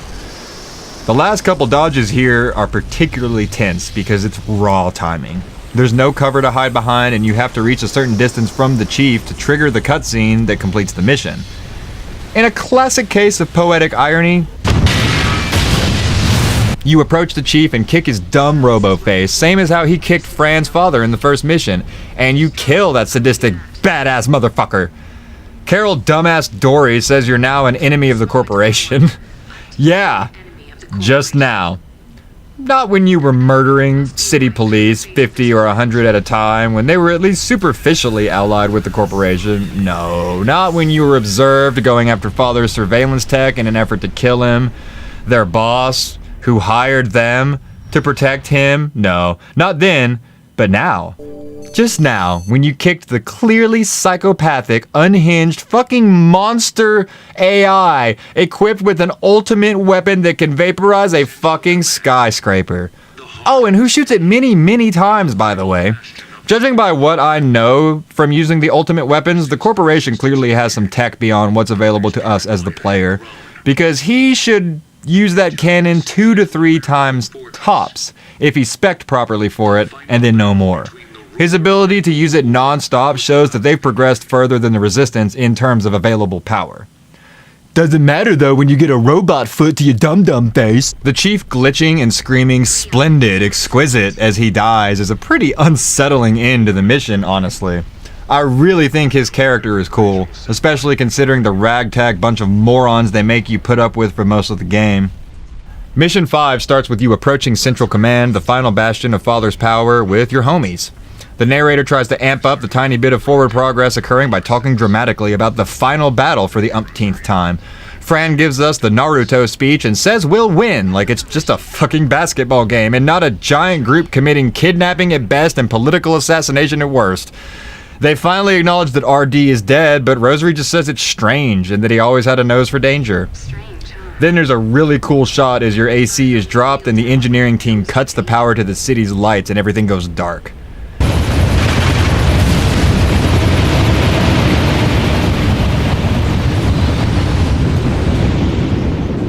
You then proceed to give away your exact fucking position non-stop as you go around and destroy Father's pathetic forces guarding his stupid backup generators that are easily found with their bright-ass lights aiming into the sky and are destroyed with just a few shots from a standard KE rifle. It becomes apparent that Leon is currently on foot in Father's tower, or wherever he is, and they're actively looking for him. After you destroy the last backup generator, you're sent a route to go underground with no explanation. Fran and Carol squabble for a second, then the corporation drops off a stupid quadruped fortress that's way too fucking big for the arena it's placed in. It is also the exact same fight as before, and it's just as easy and boring. After defeating it, Leon asks if it's okay if he continues the mission, and Fran says of course, and I'm just sitting here wondering what 5-year-old wrote this story. A couple more bases need to be blowed up, then you get sent to Father's Tower because you need to support the strike team. Which is weird because when you get there, it seems that you are the fucking strike team. Carol and the gals squabble some more. Miss Dory reiterates that they want me to die no matter the cost. Which I don't get, but okay. I'm the main character. I don't think you're gonna succeed. Carol also scoffs at the idea of the Chief being dead, which again supports the theory that he's an AI that can't be killed because he's just a copy, not the original. Sort of a scary concept, really. As long as he's not deleted, he can continue infecting ACs and wreaking havoc in the... Oh, fuck, wait a second. That's just Ultron. God damn this game! Leon and his squad are hitting a lick at Father's crib, but they take way too long, and a green piece of shit migrant AC comes out of nowhere to fuck your day all up while you wait for that clown and his wannabe bitch boys to chloroform Saddam Hussein 2077 and be done with it. But the old man just gives them so many fucking problems. And here you are in his front yard, fighting some stupid green frog. After you cap his bitch ass, Fran asks Leon if they're done, and he says they captured Father. They did it!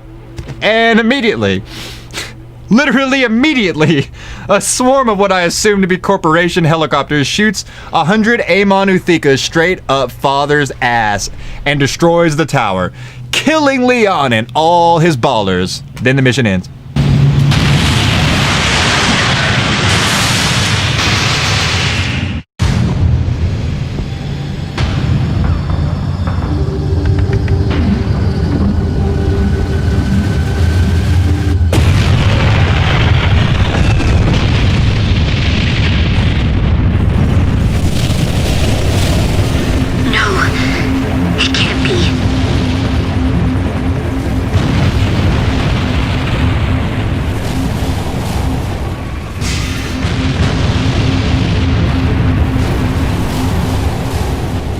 You know, actually, As I watched the intro to Mission 7 play, I just realized that this is the equivalent of a previously on, but it's in this game. Like, what the fuck?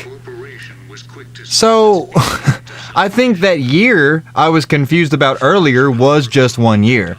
The narrator says it again in the next mission intro, so it sounded like 2 years passed, but really he's just reiterating something too soon after we, the audience, learned about it. That is so stupid. This game would have benefited from having exactly 0 cutscenes providing redundant information. We already had that at the beginning when they reused Mission 8 as a fucking built-in spoiler/redundant tutorial/flash forward. I'm so angry right now. Fuck this game's fucking story, man. You realize it took me recording the gameplay and sitting here with Notepad open, typing and pausing and paying very close attention to even realize what they failed to tell us, let alone what they do actually tell us? How in the world is a story that requires you to take fucking notes even possible to make it past QA? Look, oh my god, I'm not trying to say I'm a master or anything, but I am a writer who frequently writes, and I can tell who does and doesn't put in the work. I take great pride in my lyrics, and even now writing this script, I put a lot of time, effort, and thought into it. So when I see writing like what Armored Core 5 is providing me, I just despair, because it's so obvious that they had like 8 or 9 really cool ideas, an aesthetic vision, someone had the combat system in mind, they had a new engine, and they just said, fuck it, let's just make the game. Someone took all those disjointed pieces then and said, so hey, here's a story I made to try and justify all the stuff you guys thought up. And someone heard him, waved his hand and said, cool, thanks, and kept working on the graphical filters probably. It's just a guess, but I would say most game designers aren't particularly good writers. And it really shows here. There's a reason why games like The Last of Us get away with having below average gameplay, because someone took the time to write a wonderful, compelling story and build an enthralling, believable, immersive world to tell it within. You don't play that game to experience innovative action or kill a lot of enemies very quickly. That would clash with their vision, so they made you weak to build fear. They keep it all simple because you're on rails. They deliver a specific experience that does what they want it to do to you. Whereas in the complete opposite direction, an action game like, I don't know, Devil May Cry or Halo or Call of Duty even, can get away with leaning on their incredible, fast-paced, addictive action elements and still tell a story that's good. But it's clearly not why you play the game. At least I never play Devil May Cry to be gripped by character arcs or dramatic moments. I don't expect deep philosophy or social commentary. I play it to kick ass and see cool monsters and enjoy Dante's personality. I don't play Call of Duty to get drawn into a war and deep ethical implications. I play survival mode to mow down waves of dudes to see how far I can make it, or Nazi zombies for a similarly shallow reason. But then look at something like Final Fantasy VII again for the opposite. It is not about the gameplay. It is about the world and the story and the characters. I play it to learn about the situation, to follow Cloud and his team around and figure out what's going on with the bad guys and their horrendous actions in the world. It's pretty rare for a game to have exceptional qualities in all departments, and one of the few that comes to mind is Grand Theft Auto 5. The graphics are awesome, the sound design and music are solid, the characters are memorable and believable, the story is interesting all the way through, it is long, it has tons of optional content, it's online, although that's a mixed bag on its own, but the choice is cool, the combat is intuitive, challenging, but ultimately doable and enjoyable, there are tons of ways to play, 3 main characters, the world feels like it's a real place, bustling with life, and to top it all off, the game runs like a champ and barely ever does anything fucky, in my experience. It is not perfect, but that is my penultimate example of a game. If you're making a game and want to hit every note right, take a look at GTA 5. Other popular titles, like what I listed previously, all excel in their own ways, in my eyes, and this is the lens through which I'm looking at this stupid fucking piece of robot shit's game story right this moment. This game does not have action as awesome as Devil May Cry. It doesn't have a story as compelling as Call of Duty. It doesn't even have a story as compelling as Spyro the fucking Dragon, guys. The characters might as well all be unnamed NPCs that just hand you missions. It doesn't stand up to my idea of a perfect game whatsoever, but honestly most games don't. So that's why I still like this game, even though it has enormous flaws and deserves a lot of the hate, because I do appreciate the things it does right. Okay. Enough ranting. Time to finish this nightmare. So yeah, Mission 7 starts by telling you what you just saw. That Father's tower was bombed by corporation choppers, and Leon, his entire gang, and Father were all killed. I'd like to quickly point out that you never ever meet Father. Never see him, never learn anything about his motives, nothing. He's just a voiceless dictator, end of story. Nothing expired! Thank you again for a character that I don't care about, never meet, that you meaninglessly kill. I guess his motives were just bad and, well, fuck him. Rosary has a panic attack. Fran tells you to GTFO. Rosie then pulls herself together and sends you a route out. You fight 10 million fucking level 1 enemies and eventually make your way into yet another underground tunnel section where you discover... Oh, whoops! I have to point out that other glitch in the Xbox 360 version now. I landed here where a plot cutscene is supposed to trigger, but the game stalls. And I had to quit and load from the last save point again, which was nice and annoying. So getting back here, you discover that... RD is alive? Yeah, oh my god, anime rules. No one ever really dies. Haha, sure, why not? Who cares about any of these worthless characters anyway? RD is piloting the leader's mech from the first mission, Fran's father. Considering its significance, I'm surprised Fran doesn't remark on it. Clearly, it's a slap in the face to her directly, but if I hadn't been able to rewind and look at the footage of Mission 00 for a direct comparison, I never would have noticed. Hell, I've never noticed it before I did that. So I'm not sure why they didn't bring your attention to it. Fran absolutely should have screamed, "How dare you pilot that AC, you traitor! Dad died to fight Father's reign and you sit where he did and seek to undo that? What happened to you, RD? Where are you? Are you still in there?" And that could be why he runs away before you can kill him here. Instead of another stupid fake-out battle preceding an awkward withdrawal, use your fucking characters to build some goddamn stakes, some meaning, something compelling, you frustrating bastards. God! If our motivation to switch from the corporation's side to the resistance's side, after seeing the chief brutally murder Fran's father and then ridicule us, then their use of that same AC should absolutely be considered an insult and should elicit a response from Fran. But she doesn't acknowledge it whatsoever. Even Rosary's mouthy ass doesn't make a peep. Such a waste. God forbid you explain even one fucking tiny bit of the second grade dropout's attempt at a coherent narrative. Fuck this game. And here we are again. We go through the same tunnels and end up in the same brightly lit room as the first mission, facing down the chief, but now with considerably more firepower than before. He taunts you and initiates a standard AC battle. I got my ass kicked several times here because after you kill him once, he somehow reanimates his AC and grabs a giant piece of concrete rubble and rebar. This is the Mass Blade ultimate weapon, and he is stupid dangerous in this mode. As you can tell, he very quickly fucks me up. One neat detail of this fight is that the pillars are destructible when he swings for you with the ultimate weapon. Sort of reminds me of Ornstein and Smo from DS1. The chief dies again in a sweet explosion as you fly away towards the last leg of the game, laughing maniacally like the beautiful soul that he is. That's what you all are.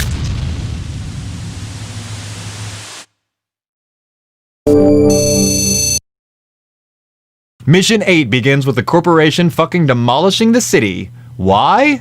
Who knows? For real, who knows? No motivation, no explanation, they're just doing it, you know, so everyone can live in the contaminated zone instead? So Fran and Rosie are like, let's evacuate everybody. Okay, fine, so they can fucking die in a nuclear wasteland? Let's do it. At least I know what I'm doing this time. Except that, wait, for some reason I have to go back underground to go to the executive sector, which I was just in. I don't know. RD is down here, he's gone full traitor, and he's in it till the end this time.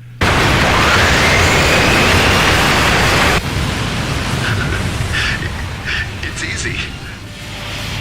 It's too easy almost. I can do it. I really can. He then runs away and tells himself he can do it. I don't fucking know. I don't understand anything. I can't wait for him to die. Fran and Rosary exchange some meaningless dialogue, and then we continue heading to the place we just left. I guess I'm really lost in every conceivable way by now. Once you get there, choppers are landing to pick up invisible people, and you have to protect them from noob enemies. My game actually glitched again because I used the workshop, so I had to quit and reload here. Very annoying, but hey, at least it's almost over. Let's plow forward. After you protect the choppers, the sequence the game started with plays once more, except it's shown that it was, in fact, a flash forward. Word for word, same situation. RD shoots down your carrier, Carol bitches about him missing, then you kill him because the game actually lets you this time. RD says he's special, and I'm inclined to agree. Then he dies, and I breathe a sigh of relief. Fuck him. Fran says one of my favorite lines in the entire game, too. You're a little scary, you know that? Everything you touch turns to ash. I wish there were more moments like this. And the final camera shot of this mission. It's just beautiful. Carol and the Chief talk to you as the view zooms out with ominous pulsing strings playing. The Chief says he wants to see your true power. Yes, you are indeed terrifying opponents. All of you. Why? Am I wrong? Come out, you coward! It's time we put an end to this. Chief. Silence! This charade is over. I want to see their true power.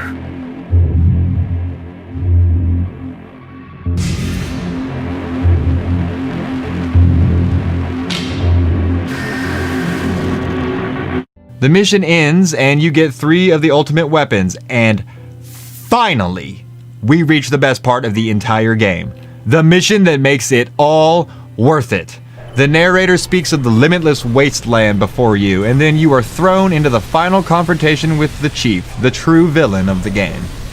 Not a very interesting or surprising turn of events, but the visual design of Exousia, the Chief's ultimate AC, is very, very intimidating. His carefree tone adds more reinforcement to his peculiar madness, but his motivations are still unfortunately unclear.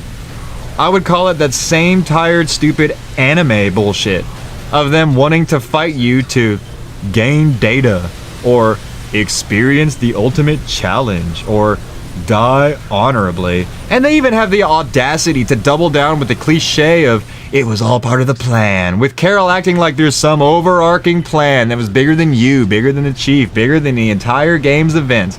It is fucking stupid, honestly. A plot used by Dragon Ball Z, and God knows how many other wannabes that have no idea how to motivate their characters to move through the world and fight with a relatable purpose.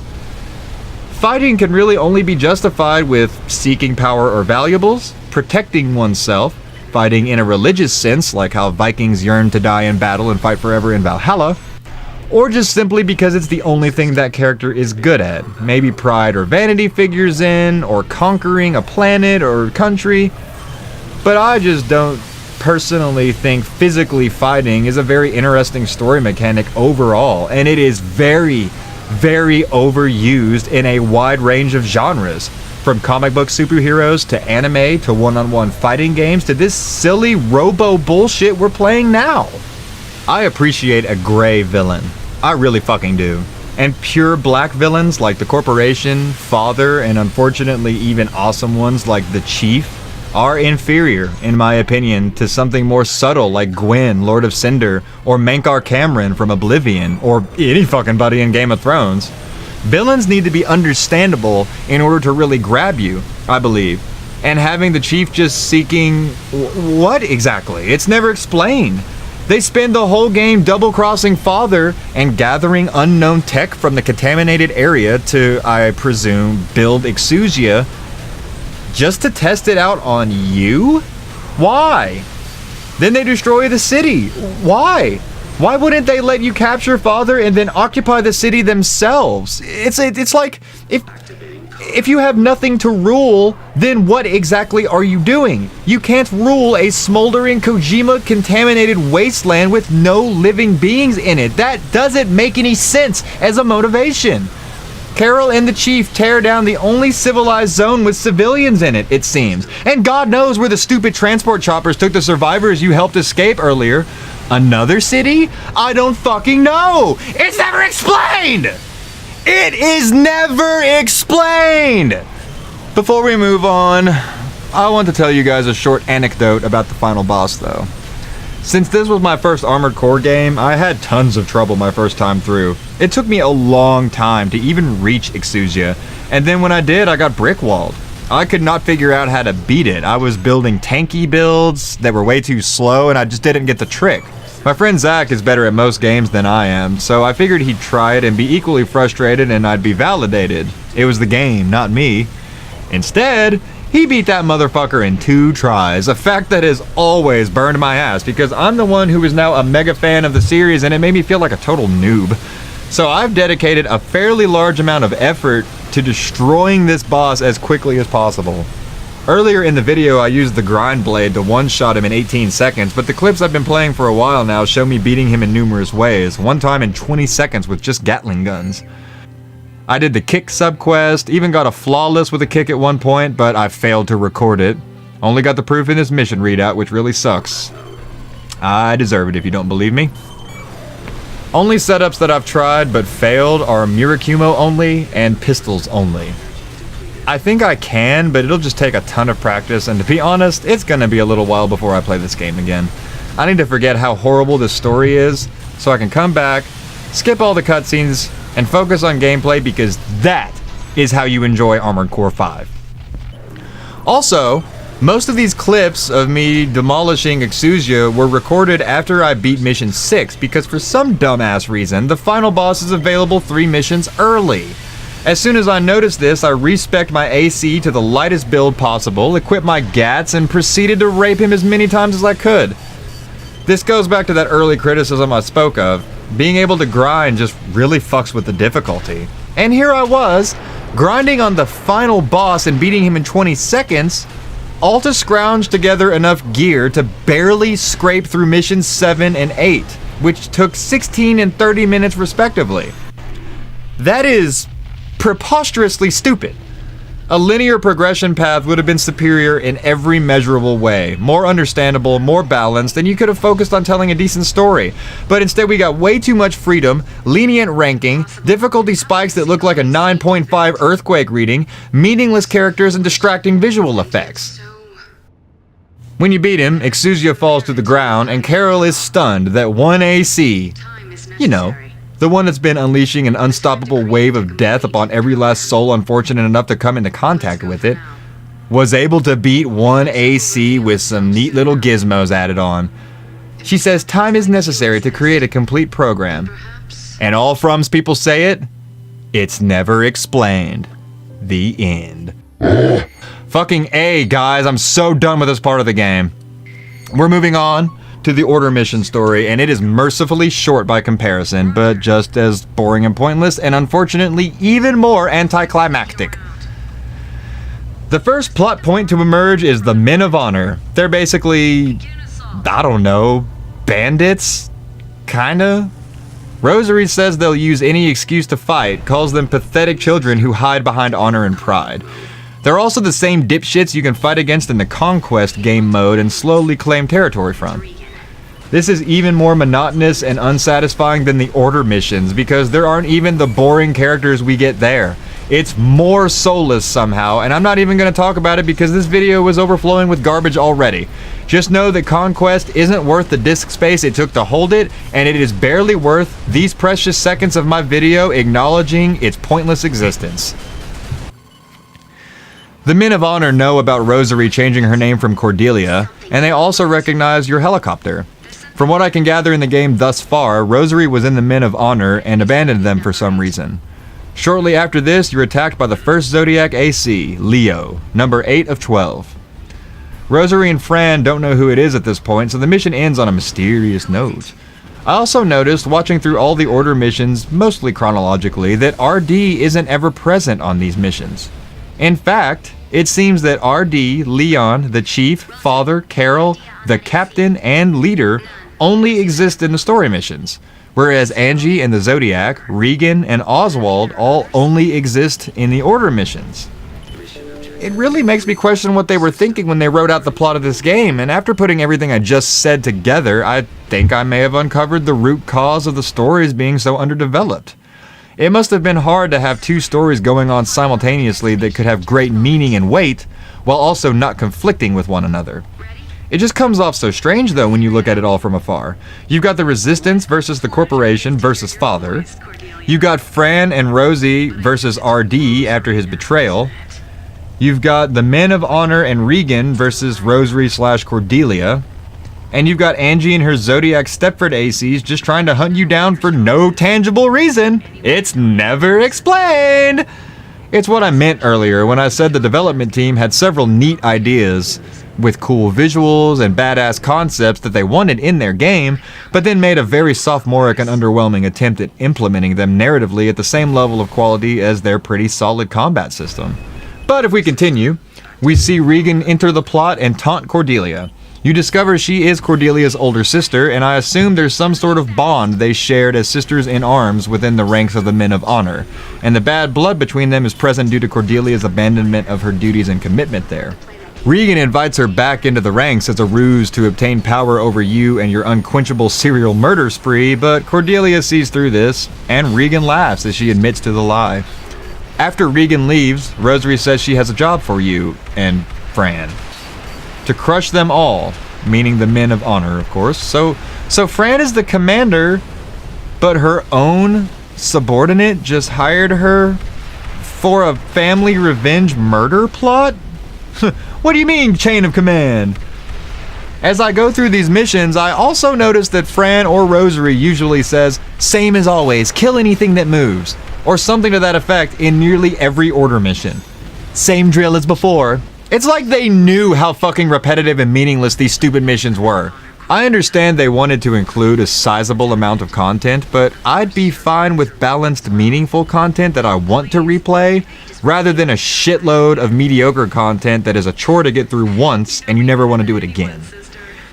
A few missions later, you see Regan amassing a big army to try and destroy you because you're Cordelia's best AC pilot? Jesus, talk about getting caught up in irrelevant family drama. Fuck. Your corpse is literally a trophy to Regan. That's dark, man. At least I understand Regan's motivation, though. Father and the Chief are very one-dimensional. Regan at least shows family pride, sibling rivalry. I sort of get why she's so pissed at Cordelia. And honestly, I already hate Cordelia so much I sort of side with Regan. But ultimately, it's a pretty lackluster plot, so I'm basically apathetic and just trying to care for the sake of piecing together what the fuck is even going on. Naturally, you delete her entire force, and Cordelia tells Regan to just leave her alone. And Regan's like, "Nah, fam, I'll be back." And I'm just like, "Oh, this is only Mission 60!" Also, Mission 63 is one of the hardest fucking things in the game. Even before, when I played it constantly and had every weapon in the game, I could never figure out how to get that damage subquest. It must be nearly impossible, or there's a trick I don't understand. Fuck this mission. Fuck this game. A couple missions later, you fight Zodiac number 12, Sagittarius. I, of course, kicked him straight to the big junkyard in the sky at terminal fucking velocity with my big fat fuck you foot. After he dies, Angie wakes up from her 10,000-year slumber, boots her operating system from a 3.5-inch floppy disks, and sends her stupid robo-astrology mini-boss convoy to explain to you why your horoscope is right even when it's not. Number 12 lost. All pilots commence data link. Enemy data updated. All units pursue and destroy.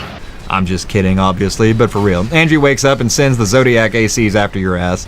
Shortly afterward, though, I kicked this bumblebee bitch straight into last week like the punk bitch he is. Honeycomb ass Mark ain't finna fuck with me. I then kicked the next dude into oblivion as well, making that 3 in a row. Next we meet Oswald. He's... oh fuck man, I don't even know. Is he Regan and Cordelia's uncle or something? He says the Men of Honor don't care about their family anymore, so it makes me think he is somehow related. Regan says her family created the Men of Honor, which is even more motivation for her actions, so that's cool. She refers to Oswald by his first name, so he probably isn't her father. I'm unsure of who he is, and I don't care. He's gonna die in a couple missions anyway, so fuck him. He runs away like a baby, and Cordelia doubles down on why she left, for freedom instead of obligation. Fine. Very basic and shallow motivation, but anything is better than what we've been given so far. Zodiac number 2 and Angie's stupid ass await us in the next mission, ripe and ready for a raping. I took out Angie, who seems to be an AI similar to the Chief. Later on, though, one of the Zodiac asked her about giving up her mind, body, and even soul to become what she is now, which makes me think she somehow copied her consciousness into some kind of neural network and can transmit herself electronically in some way, since I just killed her and she comes back later as if nothing even happened. This always makes me wonder about the permanence of killing beings like the Chief or Angie. How can you know you deleted the final copy? It's like fucking Ultron, man. He could just escape through the internet if he wanted. I don't know. I guess the game acts like the story is over permanently when you kill these guys, so I'll just accept it. Oh my god, it's almost over. After some more contaminated zone nonsense, we again find ourselves hanging out with Regan and Oswald as they try to prove something to someone who doesn't even care. I actually died a couple times here. This mission is where the difficulty really started becoming noticeable to me. Regan getting randomly killed by the Zodiac Capricornus was fucking awesome, actually. One of the few moments in the story that's genuinely well done. The two plot points finally converge in a meaningful way. The sibling rivalry over an outsider's power was ended by another outsider entering the fray. It was almost poetic, but I think I'm giving it too much credit. Still, it was very enjoyable and a little shocking to see that AC jump up and one-shot Regan out of existence, then growl like a fucking dog. I laughed aloud and said, "Oh shit!" So yeah, nice job, game. You finally did something right. Next up, we finally finish off the stupid bee-hugging hippies and move on to find Rosary looking for the Zodiac. Fran worries about their motives, and I'm just sitting here like, weird, yeah, right? I've been wondering that the whole fucking game about every single one of you imbeciles. This fucking tank Zodiac was completely unreasonably hard. Not gonna lie. This was a serious problem until I finally just became a tank myself and met his aggression with equal force. It was actually just after my third defeat that I discovered the final boss was available, and I grinded to get strong enough to beat this mission specifically. So yeah, Order Mission 74 is 1,000 times harder than the final boss of this game. That is just bananas, dude. Next up, after some absurdly difficult AC battles, namely King of Muscle Alpha and Beta, you come up against Ares, Zodiac number 4. After I finally managed to get past him, another fucking AC spawns, Virgo, Zodiac number 9. My strategy ended up being dual pile drivers for Ares, then finishing off Virgo with dual battle rifles. This mission was very hard actually, and took me quite a while to finally work out how to beat it. And I love the feeling of one-shotting Ares then chasing Virgo through the streets, even though it was extremely difficult. Then, after another annoying double AC battle, Zodiacs number 10 and 3 interrogate Angie in a very confrontational manner, but she repeats that their statements don't compute. That statement does not compute. I'm not sure of why this exchange exists, besides fleshing out the reason for their states of being. They're involved in some sort of project that I feel like has something to do with becoming a computer entity? Maybe Angie has been doing the same thing the corporation's been doing. She's just some migrant who pillages contaminated zone facilities, and maybe one day she discovered some weird tech that she figured out how to transform herself into an electronic sentient force, and then spent time and energy gathering 12 disciples and naming them after astrological signs with matching ACs to... what exactly? Spoiler alert, it's never explained. Number 3 says, "We turned ourselves into puppets for this? I can't even remember why." Once you kill them, Rosary hilariously asks, "How many is that? They can't have many more," and I'm like, yeah, there's only 12, so. How many is that? They can't have many more. In the final Order mission, you face off against Zodiacs number 2 and 8, and man does this mission suck total dick. Aquarius and Leo are fucking horrendous to deal with, and I'll just say that I'm glad it's over and I never have to do it again. Anyway, let's wrap this shit up. After killing those two losers, Angie says mission failed, shutting down, and falls from the sky. I laughed aloud when this happened because it was so fucking anticlimactic and sudden. No monologue, no declaration of beliefs, no lore, no story, no anger, no reaction whatsoever besides what a laptop might do when its battery dies. If your laptop was somehow amassing armed robots to kill you. And who knows, maybe it is. Mission failed. Shutting down. Interestingly, I believe this plotline is designed to be played after the main story missions, because Fran references the Chief's last few lines of dialogue, where he says perhaps fighting is what humans are meant to do. I find this to be utterly stupid and poorly thought out, as there is no real direction given to you as the player to do any mission in any particular order.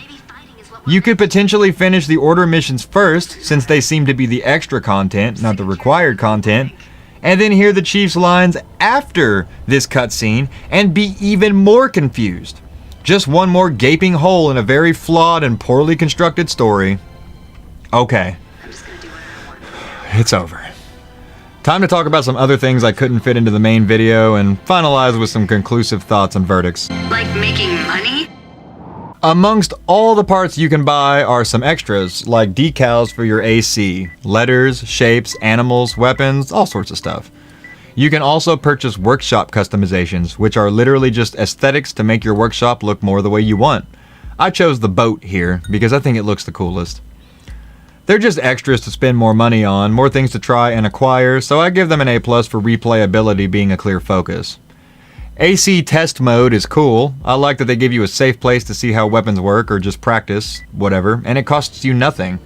The paint system is fucking awesome. How you can customize everything down to the finest details or just make your AC look like a pepperoni pizza like I did. You can also save your builds and quickly load them if you prefer, saving time if you have preset loadouts in mind for future situations and missions. One seemingly small but genuine complaint I have about this game, and an increasing number of games, is the online factor. I greatly detest the fact that I have no hope of ever getting the platinum for this game because half the achievements and trophies are tied to online actions for a server that no longer exists. Online shit is so fleeting, and I legitimately hate, how many games are going that direction for the cool factor. Gran Turismo Sport is a great personal example. 6 entries in the series, improving on core ideas and expanding ever outward, only to shit on their fan base and people like me, to pander to the trending game type, creating a vapid, broken piece of shit that gives you $200,000 for getting 17th place, and handing you a $10 million car every day for booting the game up and breathing, while simultaneously demanding a supernatural level of awareness and ability to never hit or be hit by any car, nor ever take even something resembling a shortcut, nor even dare to be hit from behind by someone who isn't as good of a driver as you. It is an embarrassment. Why does this game exist? Because the only way to truly challenge yourself is by facing other people. Fuck you. I don't want to get my pitiful self-esteem ripped into smaller shreds by 12-year-old kids with $1,500 high-quality 1080-degree steering wheels who play the game for 28 hours a day just to make sure I can't enjoy myself, okay? I suck, but I don't need to be reminded when I try to escape from sucking. I'd rather buy a Zonda and take it to the beginner-level NA race and rape the minivans with my super-powered Italian murder machine. Everything doesn't need to be online. Everything doesn't need to be multiplayer. Fuck off with that bullshit. Quit being a little bitch and give me single player functionality with optional multiplayer. There, that's a decent compromise, right? Regardless, because of your horrendous choices, FromSoft, I won't try to platinum this game because I physically can't. It was made impossible by the developers employing limited time trophies and achievements in their games. It's not a deadly flaw to this game, but damn if it isn't disappointing to see money rob another game of some of its potential content. Thanks, PUBG. But mostly, fuck you. Okay, closing time. As much shit as I've talked about this game for the last, couple hours, I do love it regardless. I couldn't heartily recommend it to people as an outstanding game, even though I have in the past. Armored Core 5 is without a doubt the weakest entry in the series beyond that PSP title, potentially. I've never played it, but I hear you don't even pilot your AC. And that sounds extremely shitty just on its own.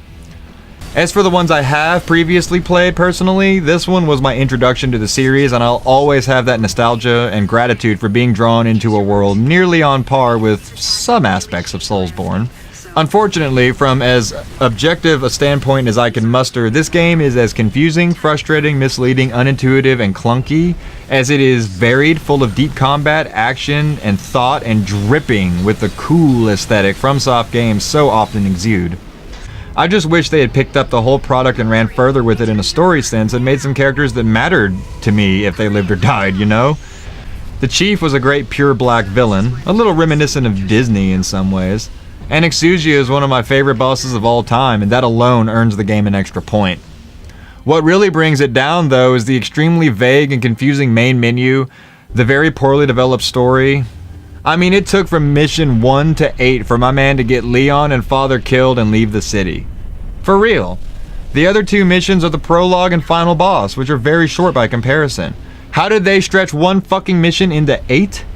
It baffles me to have so little content and yet have this and 2 other subplots running side by side that never overlap and also never fucking mention each other or their main characters. It's bizarre.